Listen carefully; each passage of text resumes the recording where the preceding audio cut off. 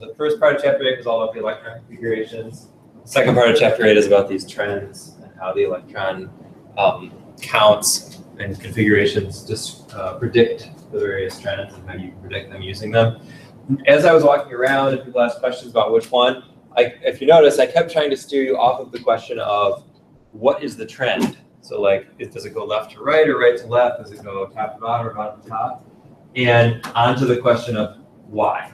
If you know the reasons behind these things, you can always figure out the trend and you're never going to switch it up because you know what's causing it. So that's a better way to study this material than to have like, okay, the radius trend is top to bottom and the ionization energy trend is bottom to top. Like trying to keep all that straight, you're bound to flip it at some point. But if you know what's happening, what's going on behind it, and you know the concepts, then you can always figure out the correct trend. So that's how we're going to talk about these. Okay, so the first one, we did a problem like this on Tuesday. The following data were collected for a period 3 elements, so something in the third row, and you've got a bunch of successive ionization energies. So removing an electron, removing another one, removing another one, or removing another one. How can you identify the element from that set of 8 ionization energies? What do you see there?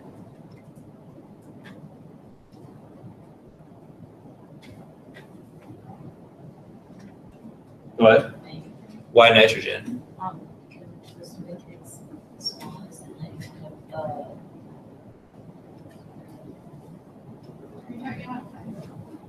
Yeah, the first one. Oh, you mean the 7A? Yeah, so you would be right, but we're still talking about 5C. So anybody want to jump in with that one? Okay. Sulfur. Why? What are you thinking about there? Because it jumps up crazy by 7th ionization energy, whatever it is, which means that it would mean that when it went from a noble gas configuration to a non-noble gas configuration, it would go up crazy, and the one that does that after the 7th time is sulfur. Yeah, so you could say one thing you can learn from these successive ionization energies is ionization energies are always going to go up. So it's always harder to remove the second electron than the first, and the third than the second, and so on. That's why those numbers always go up. But you'll notice here that the first 6 or so are at least in the same range of like thousands. And then all of a sudden, when you get to 7, there's this break. And suddenly the numbers go way up by almost an order of magnitude. So there's a big jump there. And that tells you that those first 6 electrons are relatively easy to remove. The 7th one is way harder. And that's like you said, showing that that 7th electron is a core electron. Those first 6 are all valence electrons, relatively easy to remove. And then when you try to remove the 7th one, you're trying to remove a core electron, which takes a lot more energy. You can also think about it as noble gas configuration. Losing 6 electrons brings this element down to noble gas configuration. When it loses the 7th, that's actually taking one out of the noble gas configuration. So it's going to take a lot more energy. So the third period element that has 6 valence electrons is sulfur, because it's in 6A. So that's the element we're talking about here.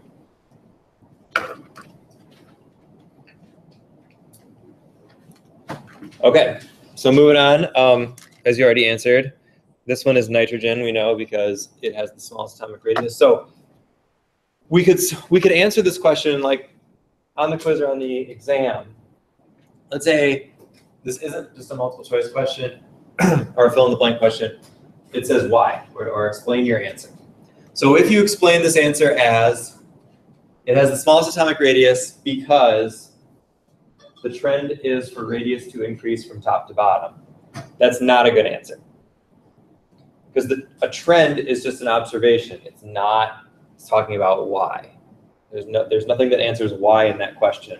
You're just repeating the trend. So what's a better way to describe why nitrogen has to be the smallest one in group 5A?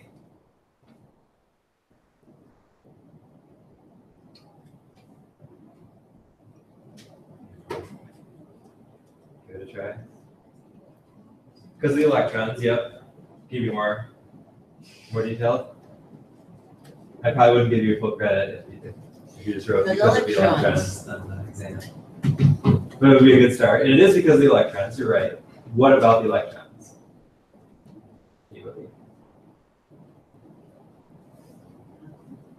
What is it that makes nitrogen smaller than the others in the column group?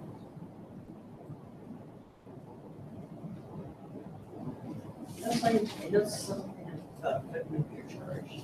I remember what those. Yeah. Yes. Levels are more filled out. And it's the ore groups are more filled out. I'm not sure that really applies here because we're talking about the column group. So you're right. I think that makes more sense when you look like from right to left. When you talk about there are more electrons in the same shell, in the same quantum level. But what's different about different elements as you go down the column? There are more electrons there? Yeah. What else? Did you? I thought you.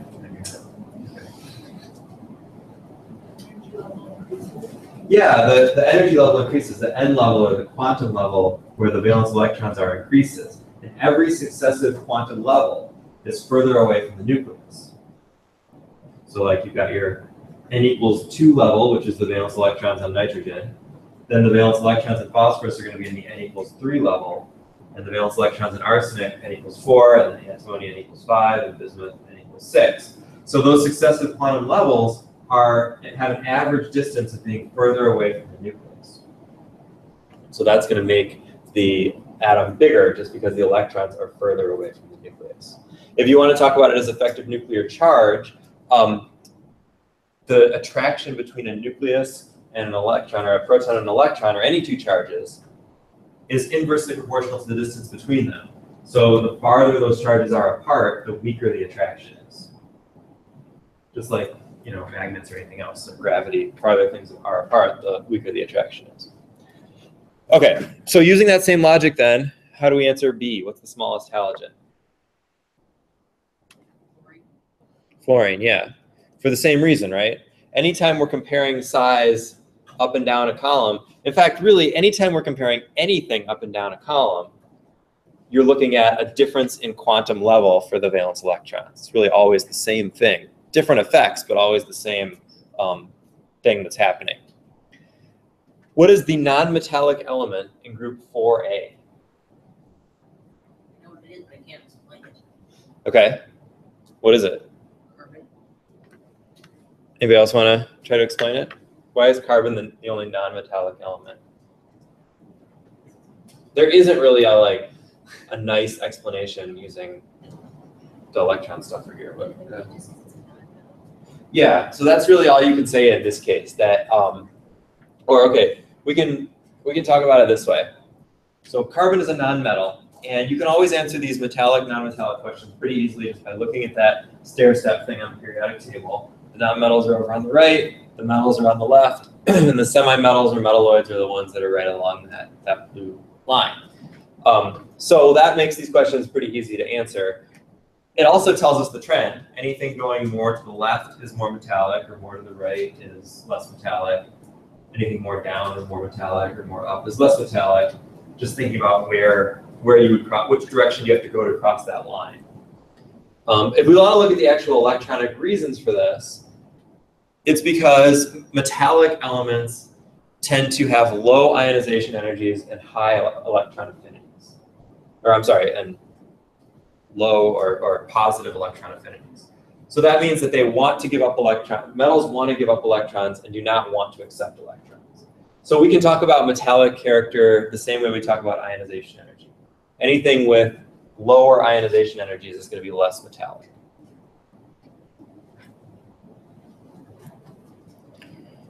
So D, the highest first ionization energy in period 5, which is the 5th row of the periodic table. Which one's going to have the highest ionization energy? Yeah, xenon, Xe. Noble gases always have high ionization energies because they have those full shells, because they have the highest effective nuclear charge.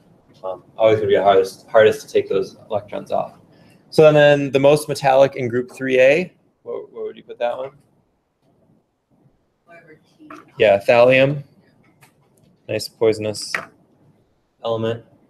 Really, nobody hears of thallium as much, but it's just as bad as like mercury or lead or any of those other bad ones, arsenic. What's you? So people sometimes ask, when we talk about these trends and these things, do we include the new elements on the bottom row? My answer is generally no. We don't know anything about the physical properties of these elements because they've only ever existed for tiny, tiny millionths of a second. So we don't know. Even like if we look at column 7A, we call those the halogens. Astatine, number 85, is not really a halogen because it's radioactive, it's short-lived. We don't know anything about, we know some things about it, but we don't use it the way we use those other elements. It doesn't have the same kind of properties, so it doesn't really fit as a part of the group. So AT? Yeah. All right, so 8A, arrange the atoms in order of increasing size, O, F, Na, and Mg. What do you think?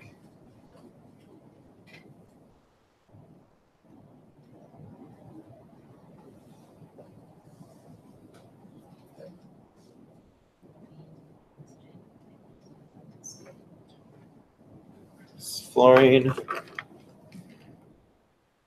oxygen, magnesium, and sodium.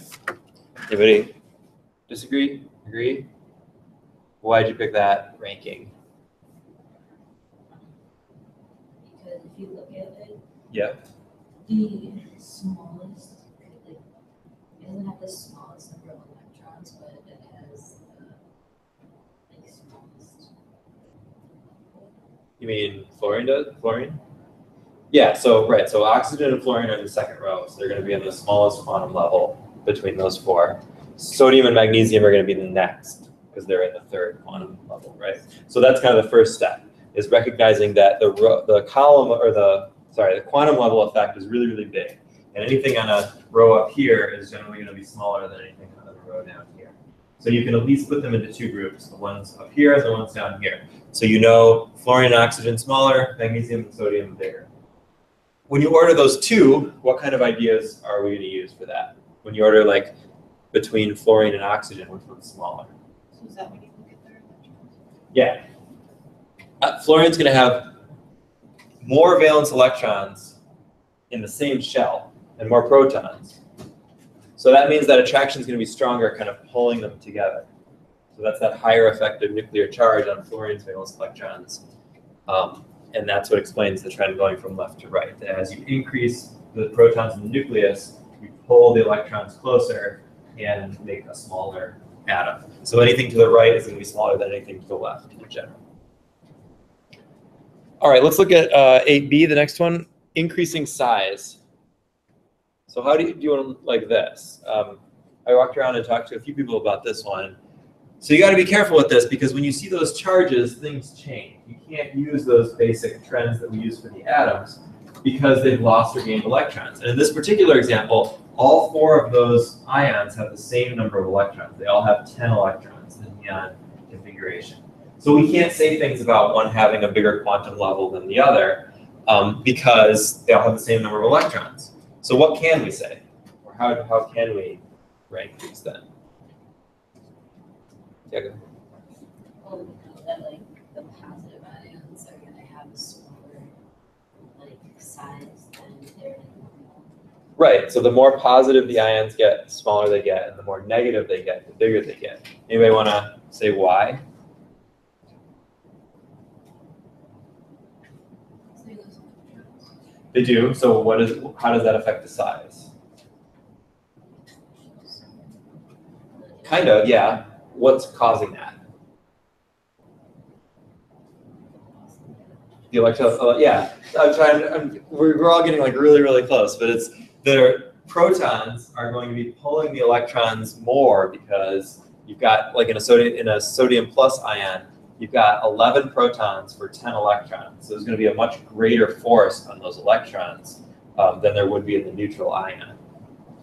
And then on the negative ones, it's the opposite. So it's got more electrons than protons, so the protons can't pull them quite as tightly, and so it ends up expanding bigger. So this one, the trend is just going to be the opposite of what we see here.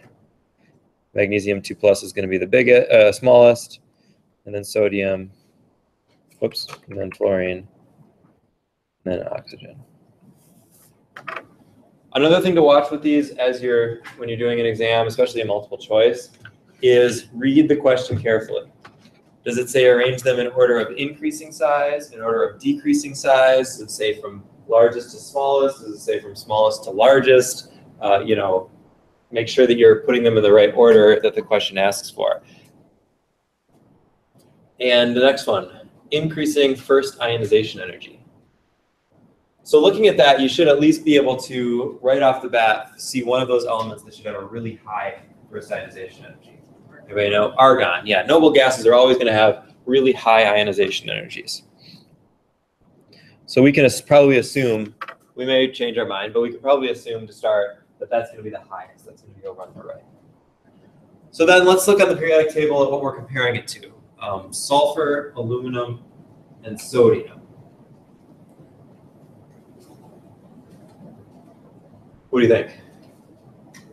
The smallest. Or the next biggest. Whatever order. Yeah. Just be sodium, aluminum, sulfur. Yeah, so that's actually going to stay in the same order as the question.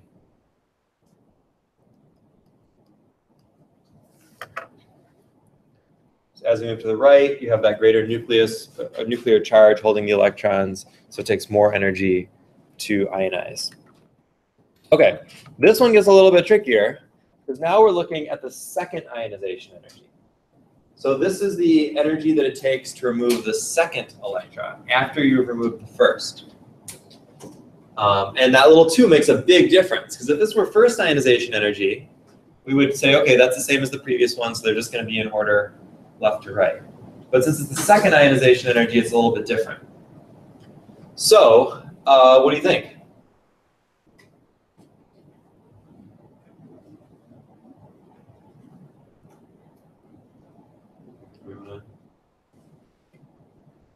I still think it should start with neon. You still think you should start with neon? So it's going to be easier to ionize. You mean that having the highest or the lowest? Neon should be the last one still. So neon's going to be the hardest one to ionize? Yeah. Okay. And I would go with lithium. And then lithium? So lithium, the second ionization energy is when it goes from lithium plus to lithium 2+. This is the helium configuration, and this is losing one electron from that helium configuration. So losing an electron from noble gas configuration is going to be pretty hard to do. What about oxygen and boron? Yeah, we don't. Those are just losing valence electrons, so we would expect that to pretty much follow the trend. So oxygen and then boron. Where boron's easy, a little bit easier because it's over to the left. So between lithium and neon, let's see if that makes sense.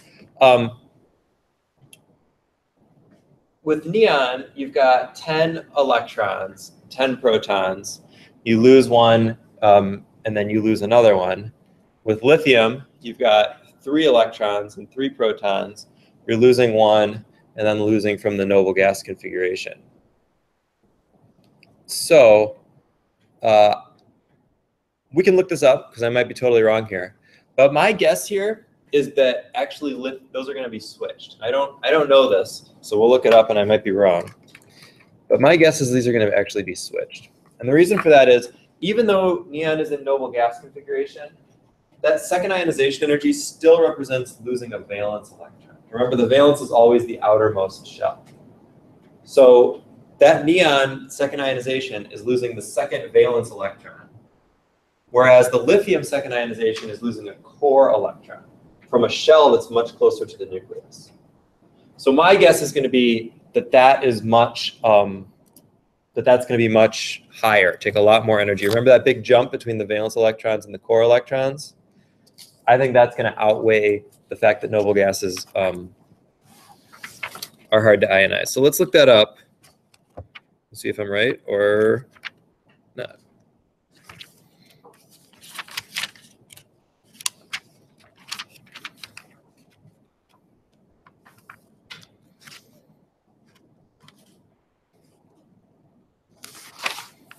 All right, well, they don't have those ionization energies here, but they do have the third row, So in the third row, that would be like comparing sodium's second ionization energy to argon's second ionization energy, right? And sodium's second ionization energy is 4560, and argon's second ionization energy is 2670. So losing that core electron does end up being more important than the noble gas effect. And I think that holds in the second row as well. So let's just rewrite that. That's going to be neon and then lithium, second ionization. All right, and then electron affinity. Which ones want to gain electrons? Again, you've got things in kind of different places in the periodic table, so it's best if you can compare them when they're closest. Like cesium and bismuth are in the same row, so those are going to be easy to compare. Which of those two do you think has the greater electron affinity? Bismuth. It's over toward the nonmetals. We know cesium is like the most metallic element on the whole periodic table, so that's certainly not going to want to gain electrons. So we would expect bismuth to beat cesium in that way. Arsenic and chlorine we would expect to both have a higher electron affinity because they're higher up on the periodic table, and they're on the other side of the stairs, so they're more in the nonmetals. Between those two, which has the higher electron affinity? Right, it's got to be chlorine. Again, being over to the right, being toward the top, having the less metallic character means that's going to be have a greater electron affinity. So arsenic and then chlorine. All right, so good job reviewing those trends. We'll have a quiz on this stuff on Monday. It will cover the chapter 7, so all the calculations for energy stuff, the quantum numbers, and chapter 8, electron configurations and trends. Yeah. For that energy stuff, like the calculation, you'll give us all of those. I'll give you the constants and the like the Bohr equation, the levels and things like that. You should know the basic how to translate between frequency and wavelength. So that the product of frequency and wavelength is the speed of light, and you should know the photoelectric equation, the E equals h nu, or hc over lambda.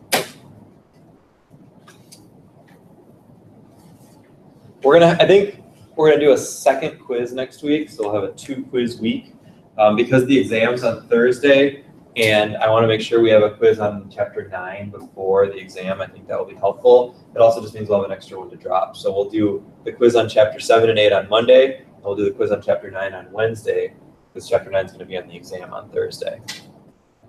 So that gives you some time. Hopefully you can complete all the homework from chapter 7, 8, and 9 before the exam. All right, so let's talk about chapter 9.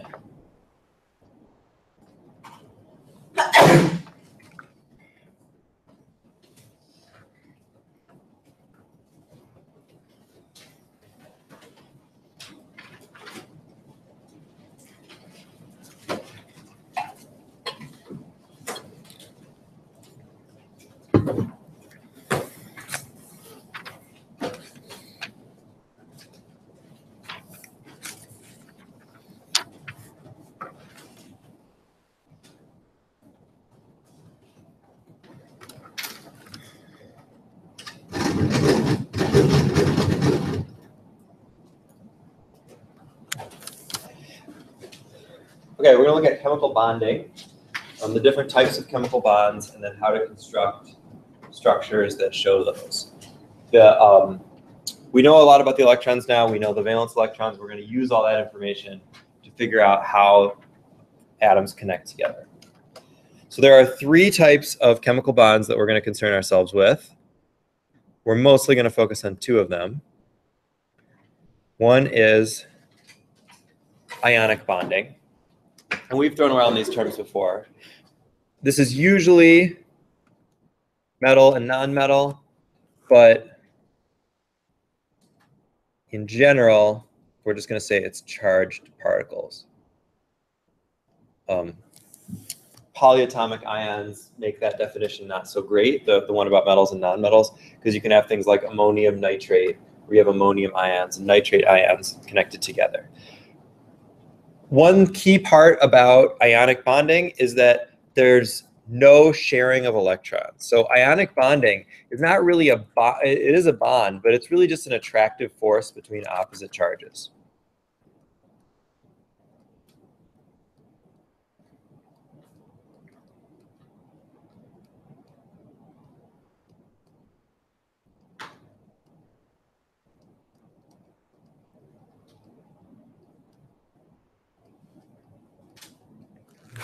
So it can be extremely strong, it can be weak, but all of those ideas are purely based on the fact that negative and positive charges attract each other.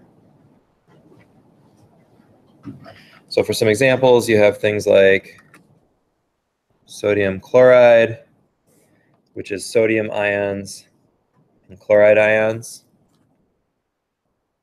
You can have non-metal ionic compounds like this. And I'm going to draw the structures here. We'll get into how we do that later.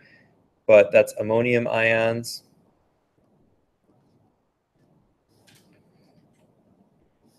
And nitrate ions.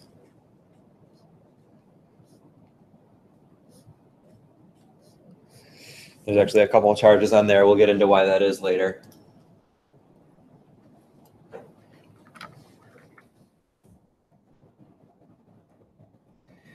Notice that we do not write ionic compounds with a line in between them. That's not okay. That line has a very specific, important meaning in chemistry. It talks about sharing electrons, which we'll get into in a second. So it is not appropriate to use that line to represent the structure of ionic compounds. Okay, the second type of compounds, or type of bonding,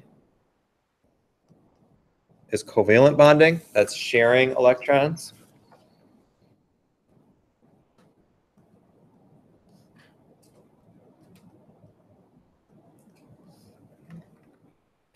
And we'll talk about all the specifics of this, but this is where we would use those lines in something like water to indicate that there's electrons being shared there. Generally, this is associated with nonmetals, but there's also covalent bonding in metals.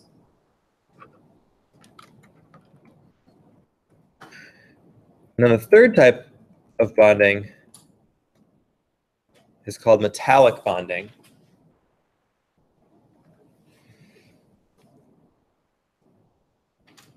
And the word we use to describe that is delocalized electrons. In a metallic structure, meaning like a pure metal, you have, let's say, iron atoms.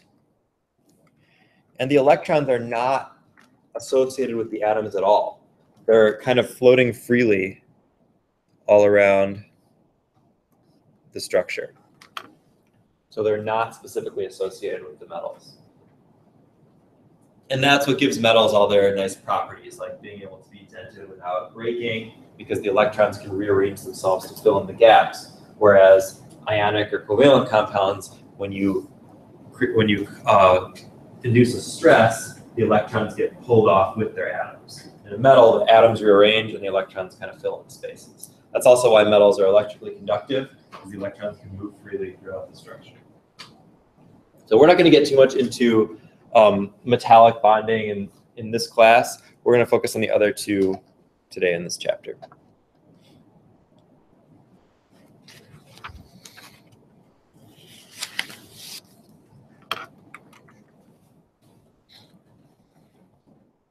So let's first look at an ionic compound. And if we have time when we get into chapter 12, we'll talk more about the structures of ionic compounds. But for now, I want to talk about one part of it, which is called lattice energy.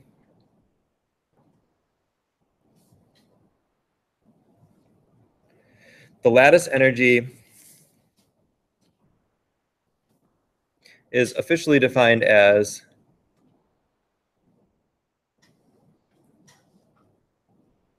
the energy released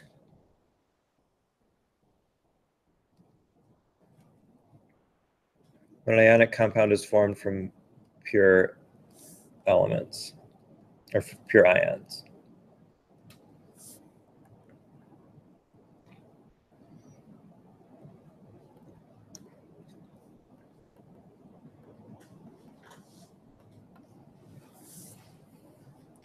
So you could imagine in a really high energy state that like sodium and chloride ions could be floating freely in the gas state. Obviously that would take a lot of energy. And then when they come together to form solid sodium chloride, a bunch of energy is released. That's known as a lattice energy. From a usefulness standpoint,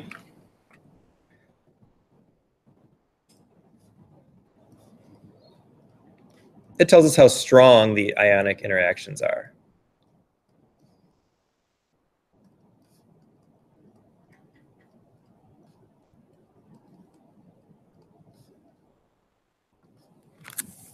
So something with a greater lattice energy is going to have stronger interactions between the ions, between the negative and positive ions. The book goes through how you can actually calculate the lattice energy. If that's interesting to you, you can check it out, but we're not going to do that. You kind of take the different steps of looking at the individual elements, ionizing them using the ionization energies or the electron affinities, and then putting them together and kind of doing some subtraction. It's not hard to do, but you can follow along with it in the book if you want to do that. What I think is more interesting is the qualitative side of it. Like, how can we have an idea about how strong a lattice is just by looking at the structures? There's two major factors that affect lattice energy.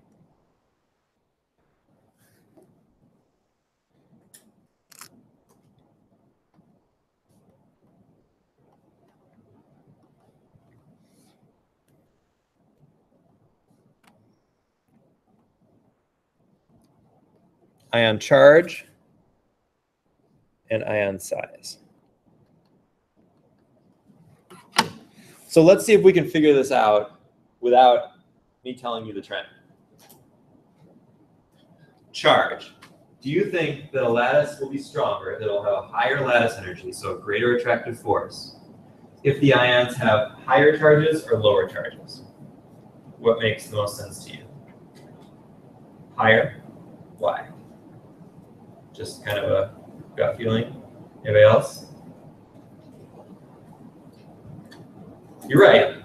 Yeah. Does anybody else feel that also? That it should be like higher charges attract each other more? Yeah, that's exactly how it works.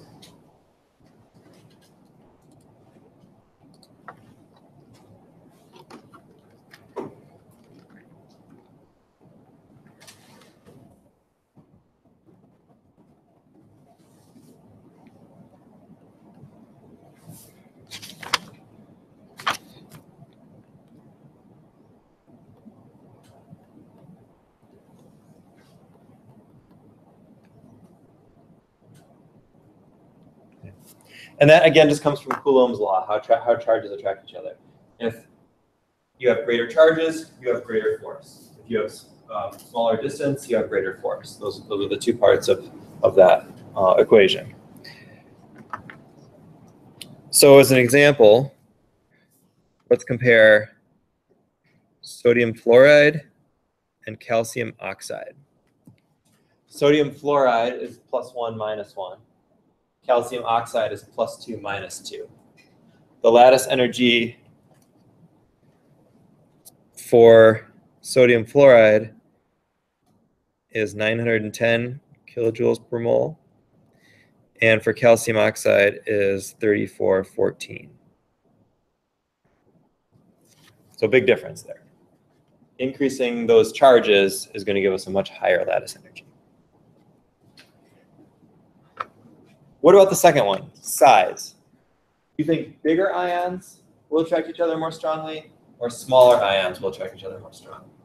Will hold together more strongly. Smaller, yeah. Why?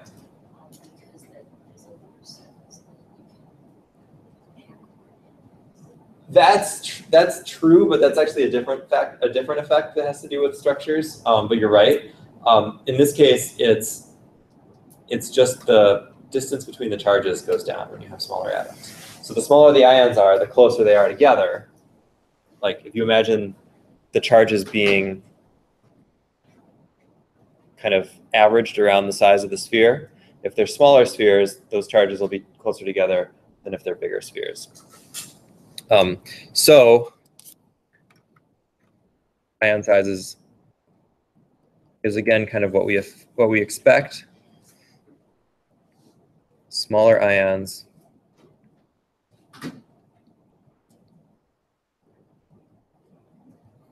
greater lattice energy. So let's look at a series. It's always nice to look at a series when we have this kind of idea and see what the effect is. So we've got lithium chloride, sodium chloride, potassium chloride. Oh, they don't have that one, so I'll just use what they have, cesium chloride. So which one of those should have the greatest lattice energy?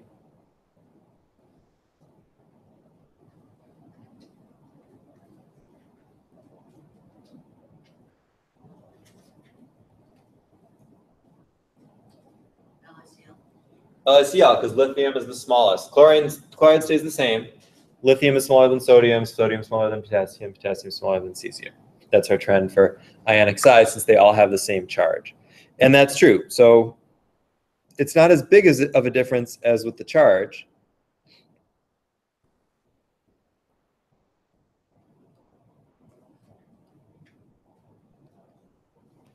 But it looks something like that again in kilojoules per mole. So as the size goes up, there's less of an attraction, and so you get a lower lattice energy.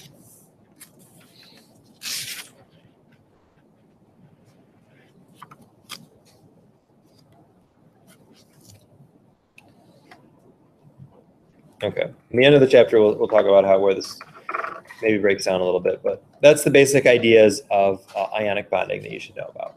Okay, we know about ions. Now we know how they connect together. There's not a whole lot more to say because they're ions. They just attract each other. So let's focus on more of the meat of the chapter, which is the covalent compounds.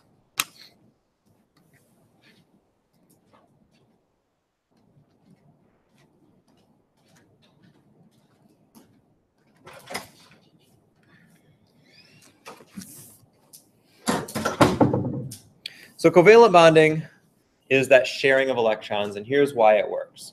We're going to look at something called a Lewis dot structure.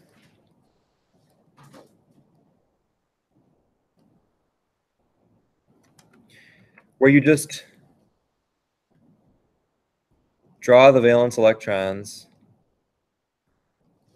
on the atoms.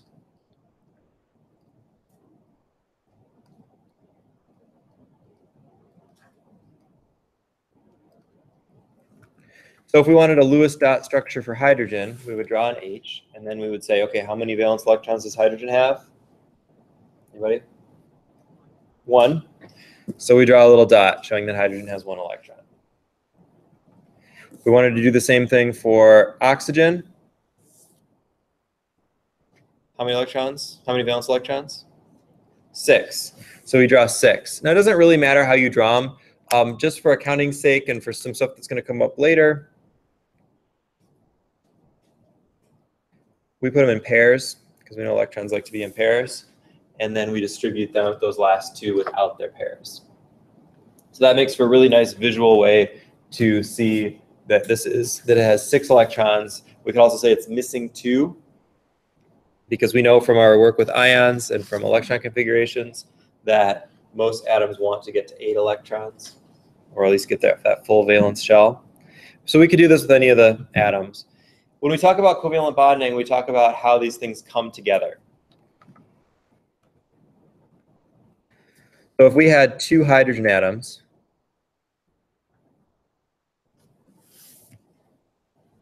we could say that each of those is missing an electron. We know that atoms want to have a noble gas configuration, and neither of those has a noble gas configuration. There's 2 ways hydrogen can have a noble gas configuration. It could lose an electron and have no electrons, which is kind of a noble gas-like configuration, so it's empty. Or it could gain an electron and become an H- ion, a hydride ion, and then it would have the helium configuration. Because of some of the properties of hydrogen, you can make hydride, but it's not super common. There's another way that it can achieve that full noble gas configuration, and that's by sharing an electron with another atom. So if we put those two together,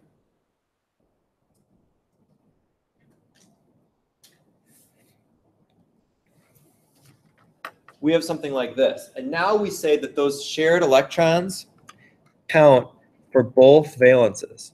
So we could say this hydrogen on the left has 2 valence electrons now. And we would also say that this hydrogen on the right, and then we would also say this hydrogen on the left has 2 valence electrons.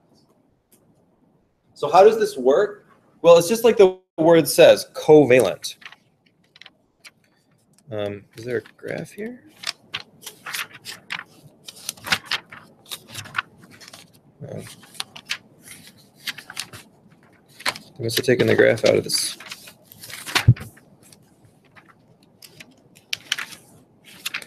Let's look at it. So all this is really saying is that the 2 atoms are close enough that the 2 electrons are actually in each other's valences. If we graph what happens here, here's energy, increasing energy, potential energy from low to high. And here is what we'll call the internuclear distance.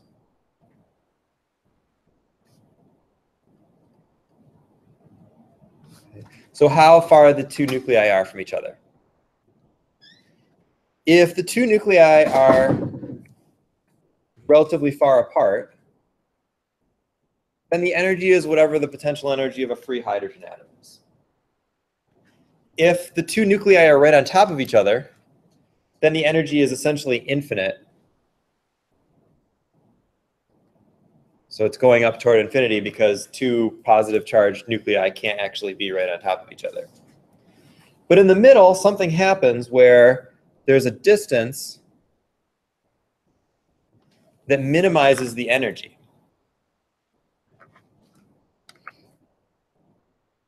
So right here, there's a covalent bond. Over here, we just have free hydrogen atoms. And there's some distance at which if the atoms stay at that distance, that bottom of the graph there, if they stay at that distance, then their energy is lower. And since we know things tend toward lower energy, because that means more stable, that's all a covalent bond really is. It's 2 atoms hanging around really close to each other because it lowers the overall energy. So there's a couple different ways to express that. And then the third and most common way to express that is to draw a line between those 2 hydrogen atoms. And that line represents 2 shared electrons. And that's why we don't use it for things like ionic compounds. So it has a very specific meaning, 2 shared electrons.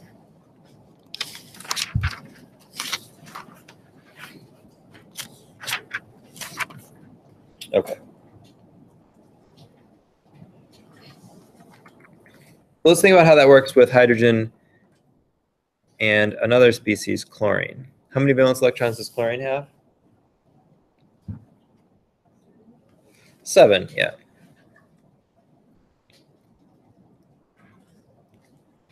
So we could draw 7 electrons on chlorine. And how would we talk about chlorine in terms of electrons missing or too many electrons, those kinds of things? It's got 1 missing because it's not really that it's missing, but it wants to have 8, so because then it would have noble gas configuration. If it gains 1 electron, it has noble gas configuration. Yeah. Yeah, so it would share with hydrogen. So if these 2 came together, those 2 could get shared, and you could make a compound that you would show like this, or like this. Notice that 6 of those valence electrons on chlorine aren't really doing anything. Those are known as non-bonding electrons or lone pairs. They're just kind of hanging out on chlorine. And importantly, now when we count how many electrons each atom has, we include the electrons in the bond for both of them. So we say chlorine has 8 valence electrons now in the compound. And we say hydrogen has 2, which is noble gas configuration for each of them. So we would say they each have a full valence shell now because of the shared electrons. And that's why compounds do this. If they stay close enough, then those electrons can be in both valences. As we'll learn in the next chapter, there are a lot of compounds this theory called valence bond theory doesn't quite work for, and so there's a better theory called molecular orbital theory. But for now, this predicts a lot of the stuff that we're going to see, and allows us to make some good predictions about structure. Okay, so the way we have this drawn here, we're saying that those things are sharing these electrons, like between hydrogen and chlorine. But that's not really the whole story, because in most compounds, the electrons aren't shared evenly.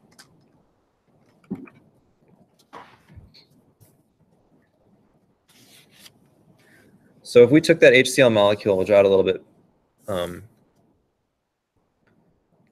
bigger. This all kind of falls under the heading of bond polarity.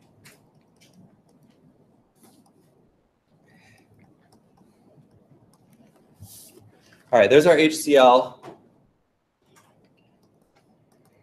And we want to think about how those 2 electrons in the bond are shared.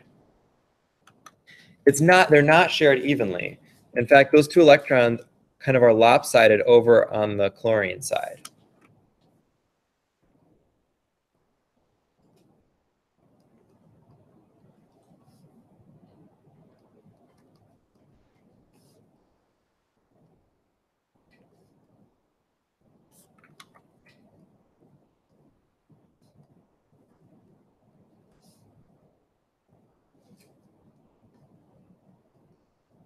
So there's more electron density around chlorine than hydrogen. And the effect of that is to set up something called a dipole. A dipole just means a separation of charge, like a positive side and a negative side. So if there's more electron density around chlorine, which side do you think is the negative side of this molecule? Chlorine, because electrons are negatively charged. So that means the chlorine side becomes negative, and since the hydrogen is kind of missing electrons now, that becomes positive.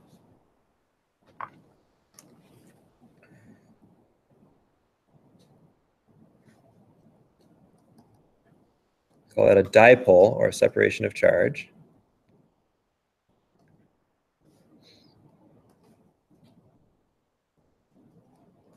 So now this molecule is going to be attracted to, let's say, an electrical field, an external electric field, because of its dipolar separation.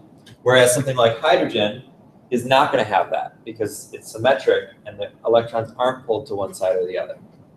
So this is what we would call a polar bond.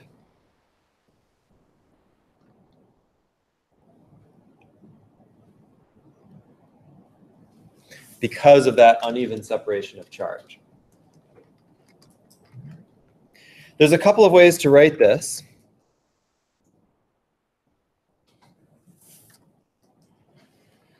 One is, actually this isn't a great example because it's not as polar as fluorine, but so the book uses fluorine, but that's all right. One way to write this is to show a negative side and a positive side. But we don't want to just use a regular old plus and minus sign because that implies ions. So we don't want to say hydrogen is positive and chlorine is negative because that kind of makes it sound ionic, like it should be H plus and Cl minus, and that's not quite what's going on. So we use a letter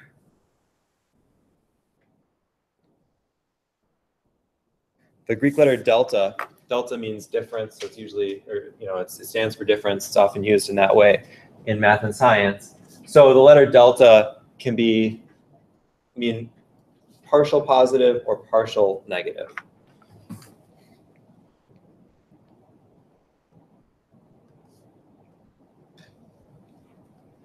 Because we're not seeing a full true charge here. We're not seeing an ionic situation. We're just seeing a partial separation of charge.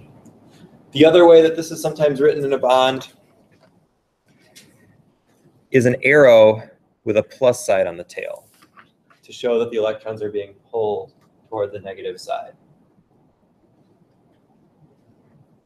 So that's another way we can express a polar bond.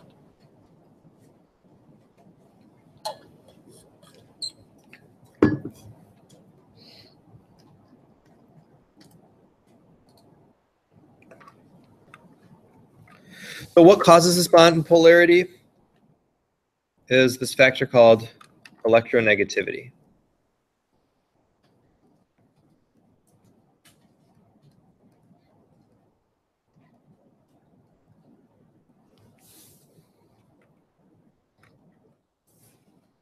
Electronegativity is defined as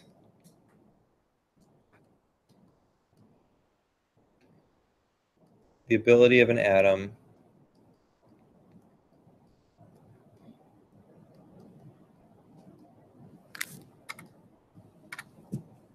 to pull shared electrons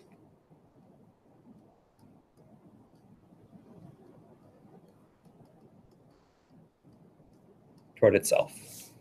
So some atoms can pull those electrons that are shared closer, and some atoms don't have that much pull. And that pull is called electronegativity.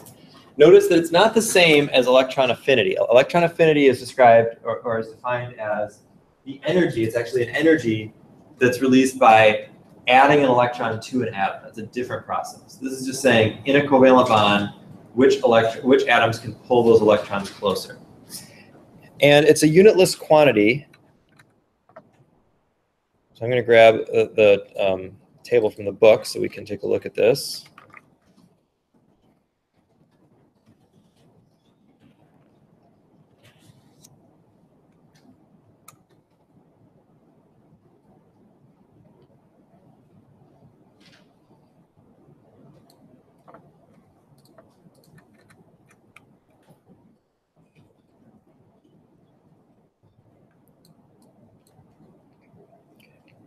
So here's a graph of the electronegativities of the elements.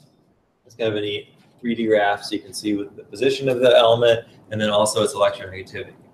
So we talked last chapter about trends, and trends are a really good way of thinking about things because it allows you to be predictive. So if you were to come up with some trends in electronegativity, what would you say looking at that graph? In which directions does electronegativity increase? Up in the right. In general. Yeah, does everybody see that? Like, it's not perfect, there's some little ups and downs, but in general, electronegativity goes up, or increases up the periodic table, so from bottom to top, and then to the right.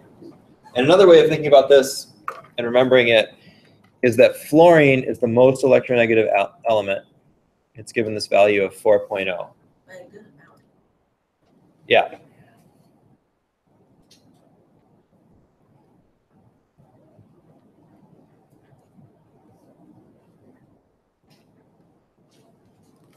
So you've got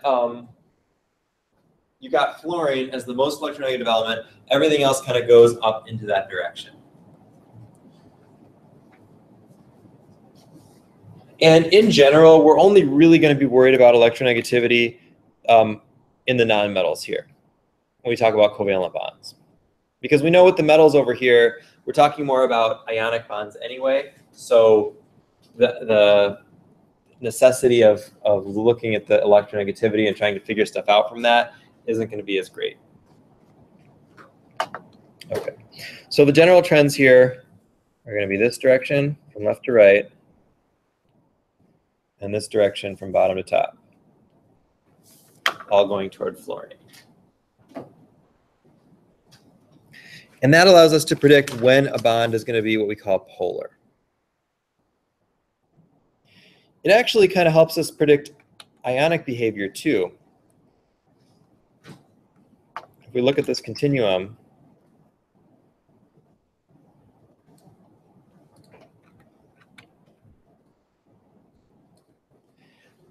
based on the difference of electronegativity, we can define a bond as pure covalent or nonpolar, polar meaning it has this unequal sharing, or ionic meaning the electrons are totally transferred.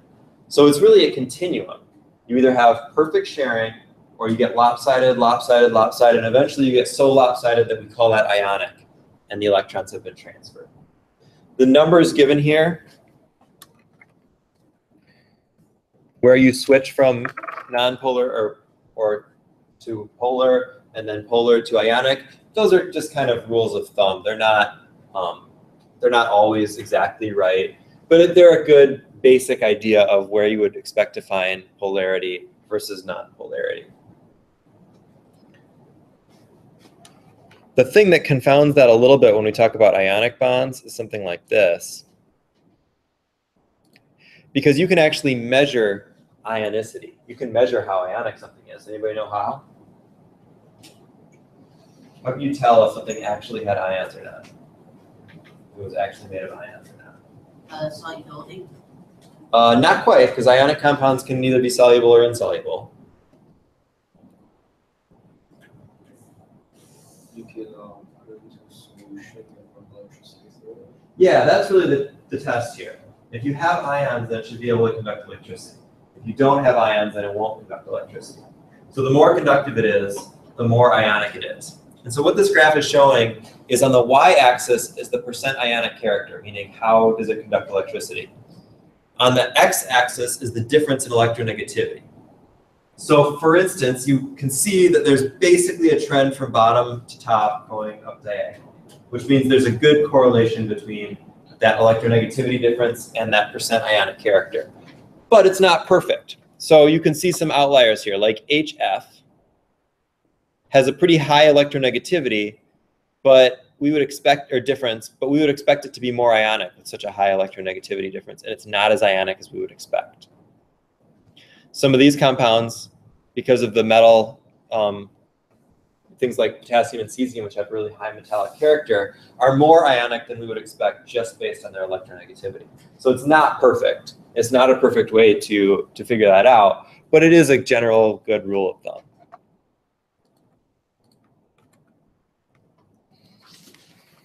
Okay, so do we have any questions about this one?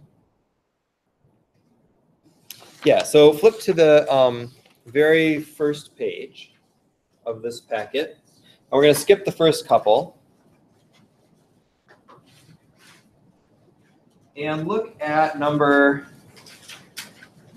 3E. Sorry, 3E, which would be the 1, 2, 3, 4, 5, 6th one down. Are the bonds in each of the following substances ionic, non-polar covalent, or polar covalent? So let's look at this one together with our chart up here. The first one is P4, which is phosphorus in its elemental state. Would you expect those bonds in P4 to be polar, non-polar, or ionic? What do you think? Or I'm sorry. Yeah, polar covalent, non-polar, or ionic. Non-polar covalent. Why wouldn't they be polar? Because they all have the same.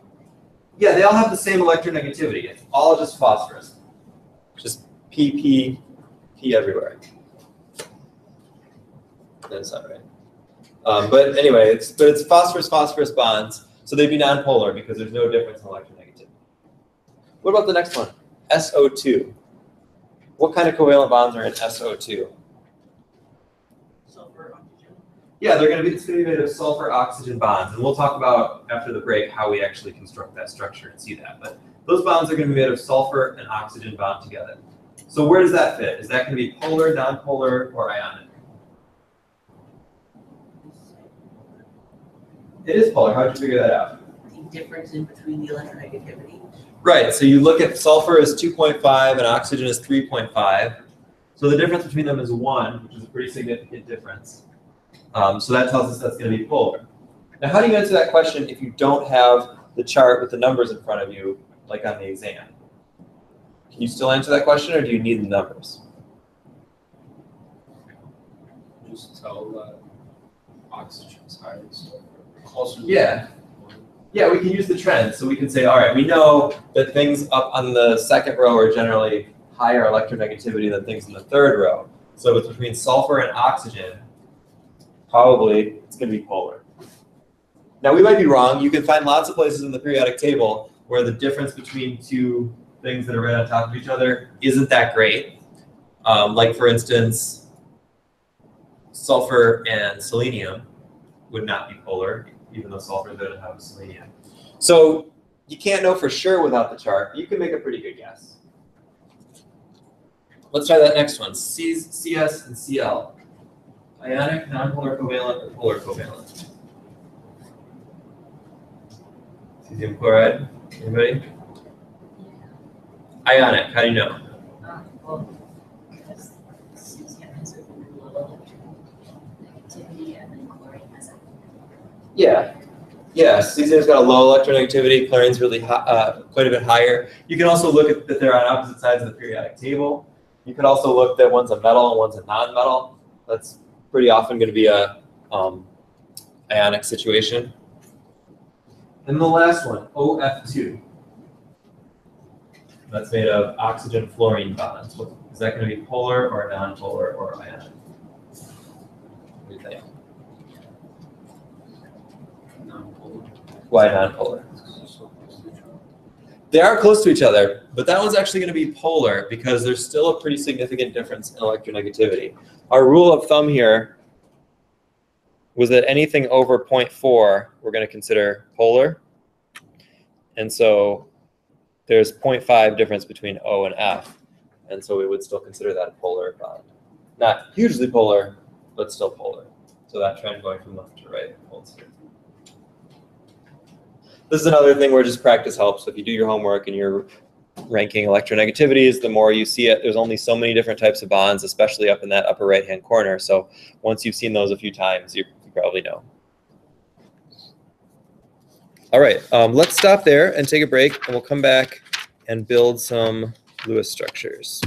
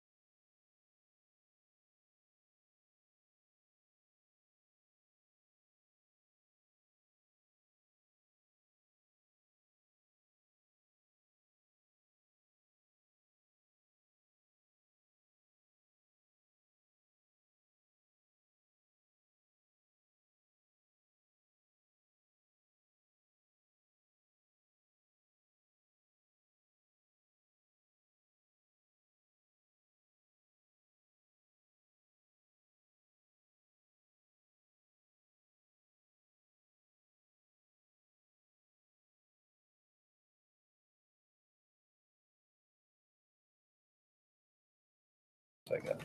So we're going to look at drawing Lewis structures and focus on that for the next bit.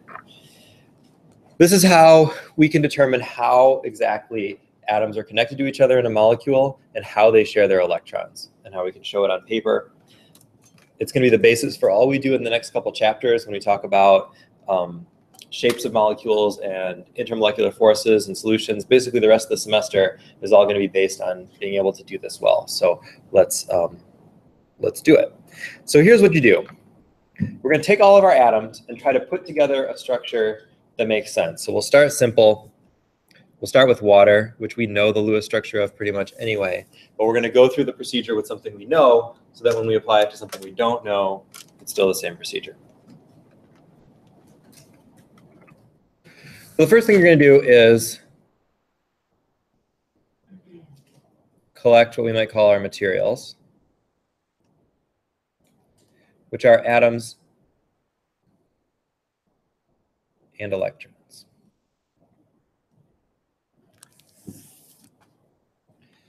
Atoms in this case are 2 hydrogens and an oxygen. Electrons are going to be the total valence electrons that each atom brings to the structure. So when we looked before, we put the dots on the atoms and then showed them connected together. And that works for some molecules. It doesn't work for others. So a better way to do it is to collect all the electrons together and say that hydrogen gives you 1 valence electron. Oxygen gives you 6, which we know from the periodic table. And then we've got 2 hydrogens. So our total number of valence electrons is going to be 8.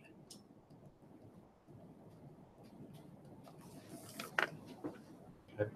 So that's our raw material, we might say. Our final structure has to include 2 hydrogens, an oxygen, and 8 electrons. And they should all be shown in the structure.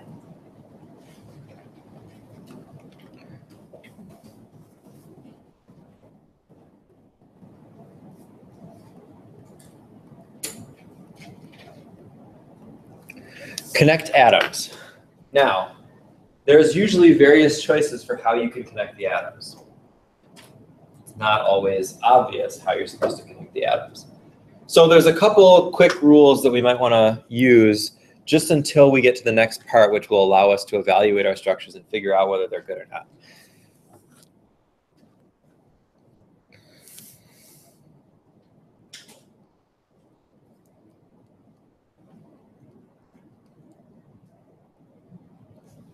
One rule that can help us connect atoms properly is hydrogen will only ever take 1 bond, which means it will always have to be on the outside of the molecule.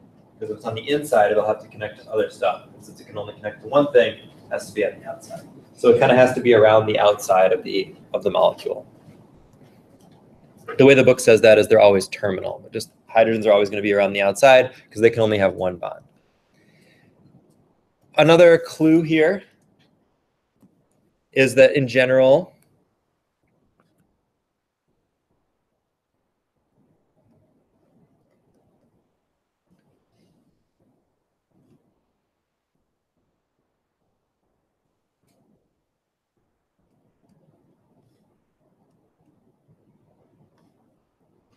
the more electronegative atoms will also be on the outside.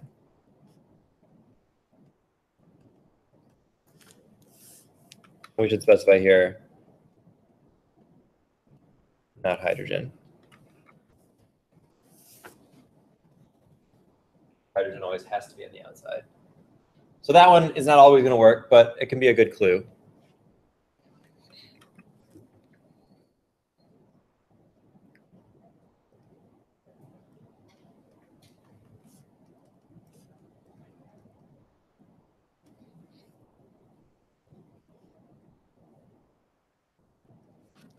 And most molecules arrange themselves in a way that's very symmetric. So if you have a choice between putting like HHO in a line versus, we know that's not going to work because of the first rule, but versus HOH, or let's talk about something like sulfur and oxygen. Let's say you have SO2. So there's 2 choices of how you can connect SO2. You could go SOO, or you could go OSO. Probably OSO is going to be a better choice because of that symmetry issue. Again, these won't always apply, so they're not like rules, but they're good guidelines for how to connect things properly. So using these rules, we can take our materials, our hydrogen and our oxygen, and guess that they're probably connected like this. That makes sure that hydrogen only has one bond, and we don't really have to worry about the other rules for this particular one.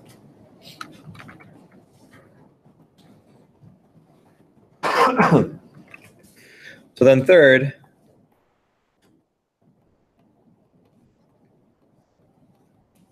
we're going to distribute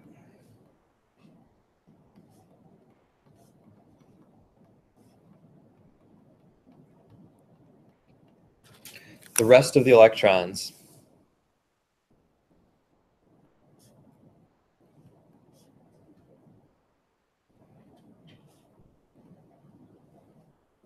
to fill the valence shells of all the atoms.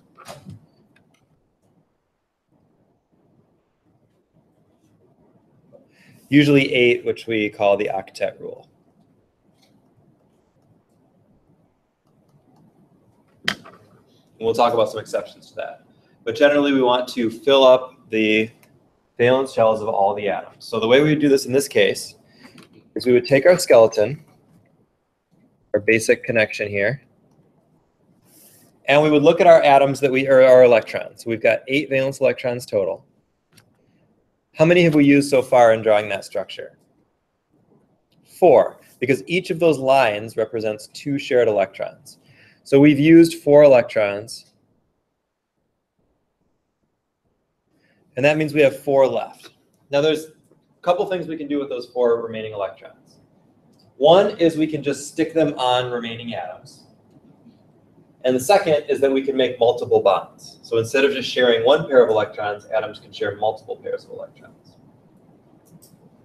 First way is always a good way to go first because it's easier. So can we fill up the valence shell of oxygen with 4 more electrons in this structure? If we put them on oxygen. Well, we can try it and see. So we put those 4 electrons on oxygen, and then we count. So the 5th step always has to be, or the 4th step, let's count here. The 4th step always has to be check everything. You should always know if you've got a structure right or not. Do the atoms have full valence shells? And have you used all the electrons, no more, no less? So in our structure up there, we would say, let's check each atom. So we're going to check hydrogen. How many electrons does it have in the structure? How many electrons does hydrogen have here? 2 from the 2 in the bond. 2, so we say, yep, that's good, because we know hydrogen wants 2 electrons in its valence shell. We check the other hydrogen, same thing, 2, good. And then we got to check oxygen. Remember that you always count all the electrons connected to an atom. So that's 2 from each bond, and then 2 and 2 more from the unpaired electrons. That's 8, so that works out too. So we've got a good Lewis structure for water.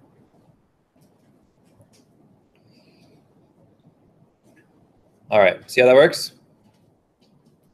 Kind of? Okay, let's try another one.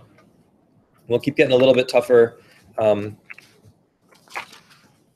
see what happens.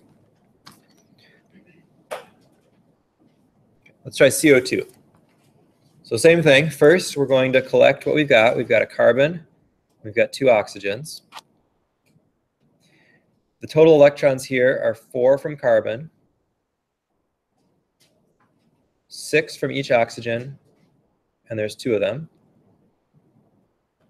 So if I add that all up, I get 12 plus 4 is 16 total valence electrons to work with.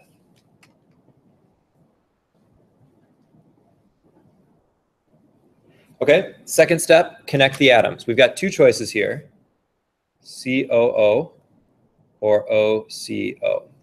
Which one are you going to go with? Yeah, OCO for those couple reasons. One, we usually want the more electronegative atoms on the outside. Two, it's more symmetric. Now, it could happen that when we start checking everything, that ends up not working.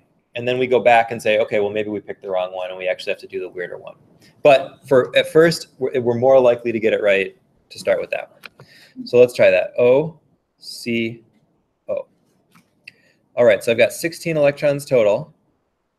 I used 4 in those 2 bonds, so I've got 12 more to go. And we need how many electrons on each atom here? 8 total. So one way I might do that is by just starting from like left to right and go 1, 2, 3, 4, 5, 6, and then I've got 7, 8 from there. So that's good. You got a question? Okay. Then I can move over to the carbon. 1, 2, 3, 4. That's good. Right? Carbon's got 8 now. And then I move over to the oxygen, but what's the problem? Yeah, I'm out of electrons. Can only use 16 total, and there are 16 electrons on that structure. So we can't put any more in because there's no more valence electrons here. So when you run into that problem, it happens a lot, that's a clue that you need multiple bonds. Because now when you have multiple bonds, instead of those electrons just being on individual atoms, they're being shared, and so they count in multiple atoms. So what I would do here is take out some of my electrons and use them to share with other atoms instead.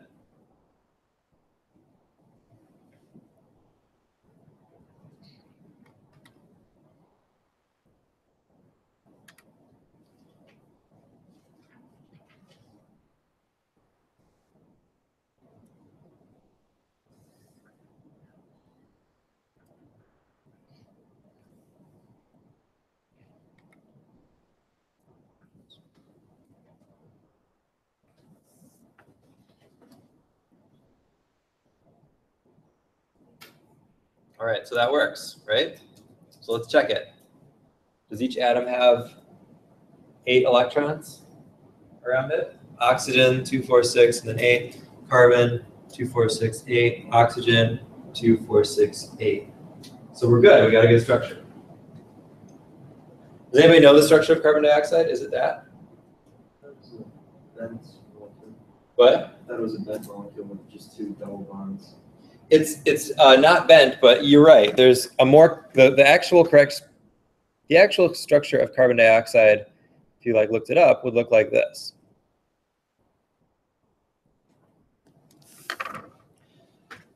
But we followed all the rules. We used the electrons. We used the atoms. We connected things.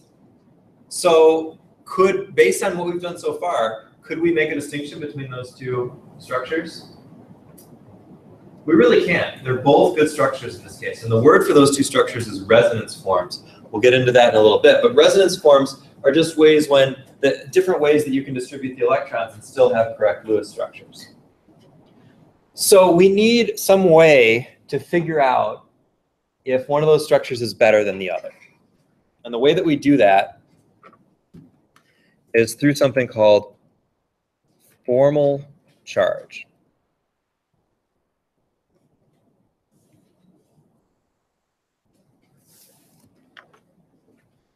Formal charge is kind of a little, it's just an accounting method of saying where are the electrons in the molecule? Where are they really? And which atoms are missing electrons? Which atoms have more electrons than they would really like? Which atoms have fewer electrons than they really like? So what you do is for each atom in a molecule,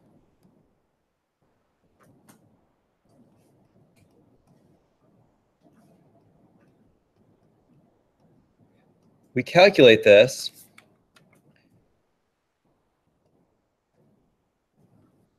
by taking the total number of valence electrons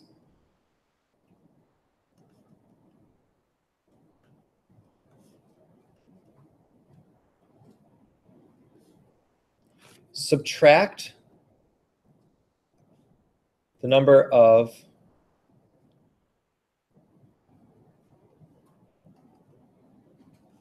non-bonding electrons, and then subtract the number of bonds. So we take the number of valence electrons minus the number of non-bonding electrons minus the number of bonds. There's a few different ways that this is sometimes said. The book describes it as 1/2 the number of bonding electrons, which is fine, but that's the same as just saying the number of bonds. So it's easier for me to just count the bonds than to say half of the bonding electrons, but whatever you like is fine. So let's try it on our two structures here. So if we go over first to the oxygen on the left on the top structure, how many valence electrons does oxygen have? 6. So this is in the free atom, not in the molecule. In the molecule, we would say that oxygen atom has 8 in our Lewis structure, but in the free atom, oxygen always has 6. So we start with 6. And then we're going to subtract the number of non-bonding electrons, which on this atom is what? How many? Non-bonding, Yeah, that would be 6. 6. Everybody see the 6? So that's 6. And then we subtract the total number of bonds. How many bonds on that oxygen? 1. So that ends up with -1. The formal charge on the carbon, how many valence electrons do we start with?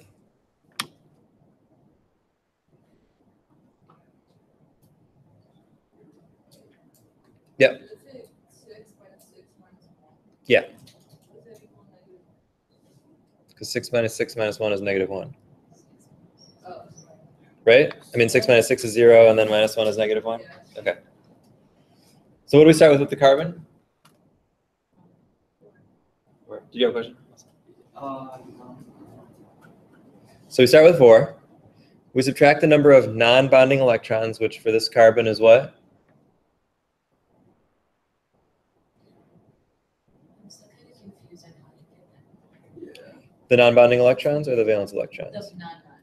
They're the little dots that are on the atom. So would that just be Right, so it'd be 0 in this case. And then the number of bonds? 4. So that's 0. And I'll show you how we use these in a minute. Let's do that last oxygen. So it's still oxygen. So we've got 6. And then how many non-bonding electrons here? 2. And how many bonds? 3. So 1. So in this structure, the leftmost oxygen has a formal charge of -1. The carbon has a formal charge of 0.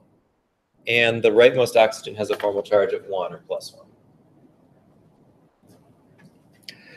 So now using that same formula, see if you can calculate the formal charges on the 3 atoms in the structure underneath it and see what you get.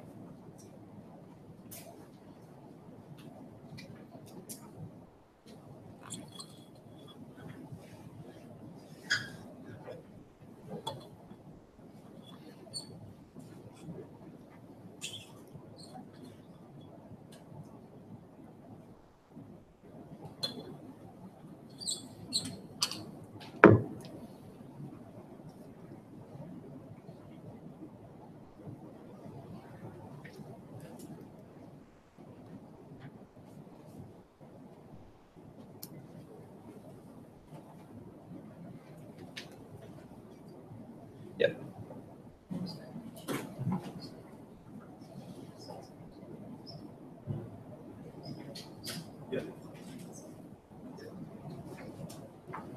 So what does that come out to? There you go. They're all zeros, right? Everybody get that? If you do it for that bottom one, on the left you get 6 minus 4 minus 2. The middle is 4 minus 0 minus 4. And the right, well, here, let me just write this. So we've got 6 minus 4 minus 2 is 0. 4 minus 0 minus 4 is 0.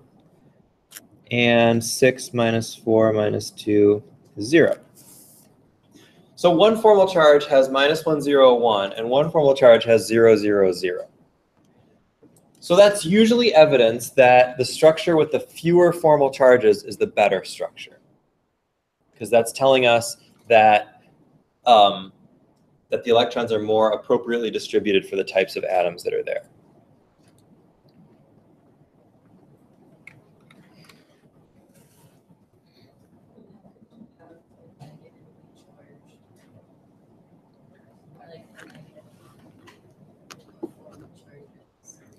That means that, so what this is showing you is that this oxygen has more electron density than this one. So it's kind of lopsided. And so we can say in general,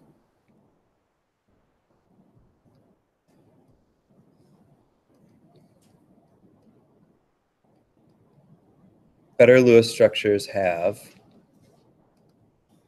one, fewer formal charges. So we're usually going to go with the structure that has the fewer formal charges. And secondly, if we can't do that, we at least want negative charges on more electronegative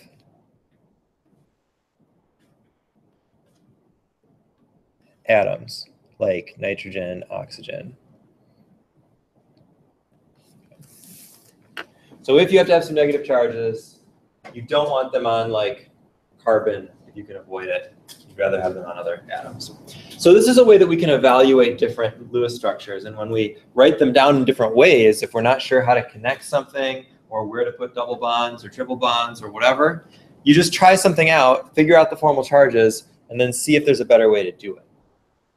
Mostly this takes some trial and error and also just practice. The more you do it, the more you'll start to recognize common situations, common configurations, and it'll make more sense. So let's try some. We're going to build some Lewis structures, and then we're going to evaluate some Lewis structures.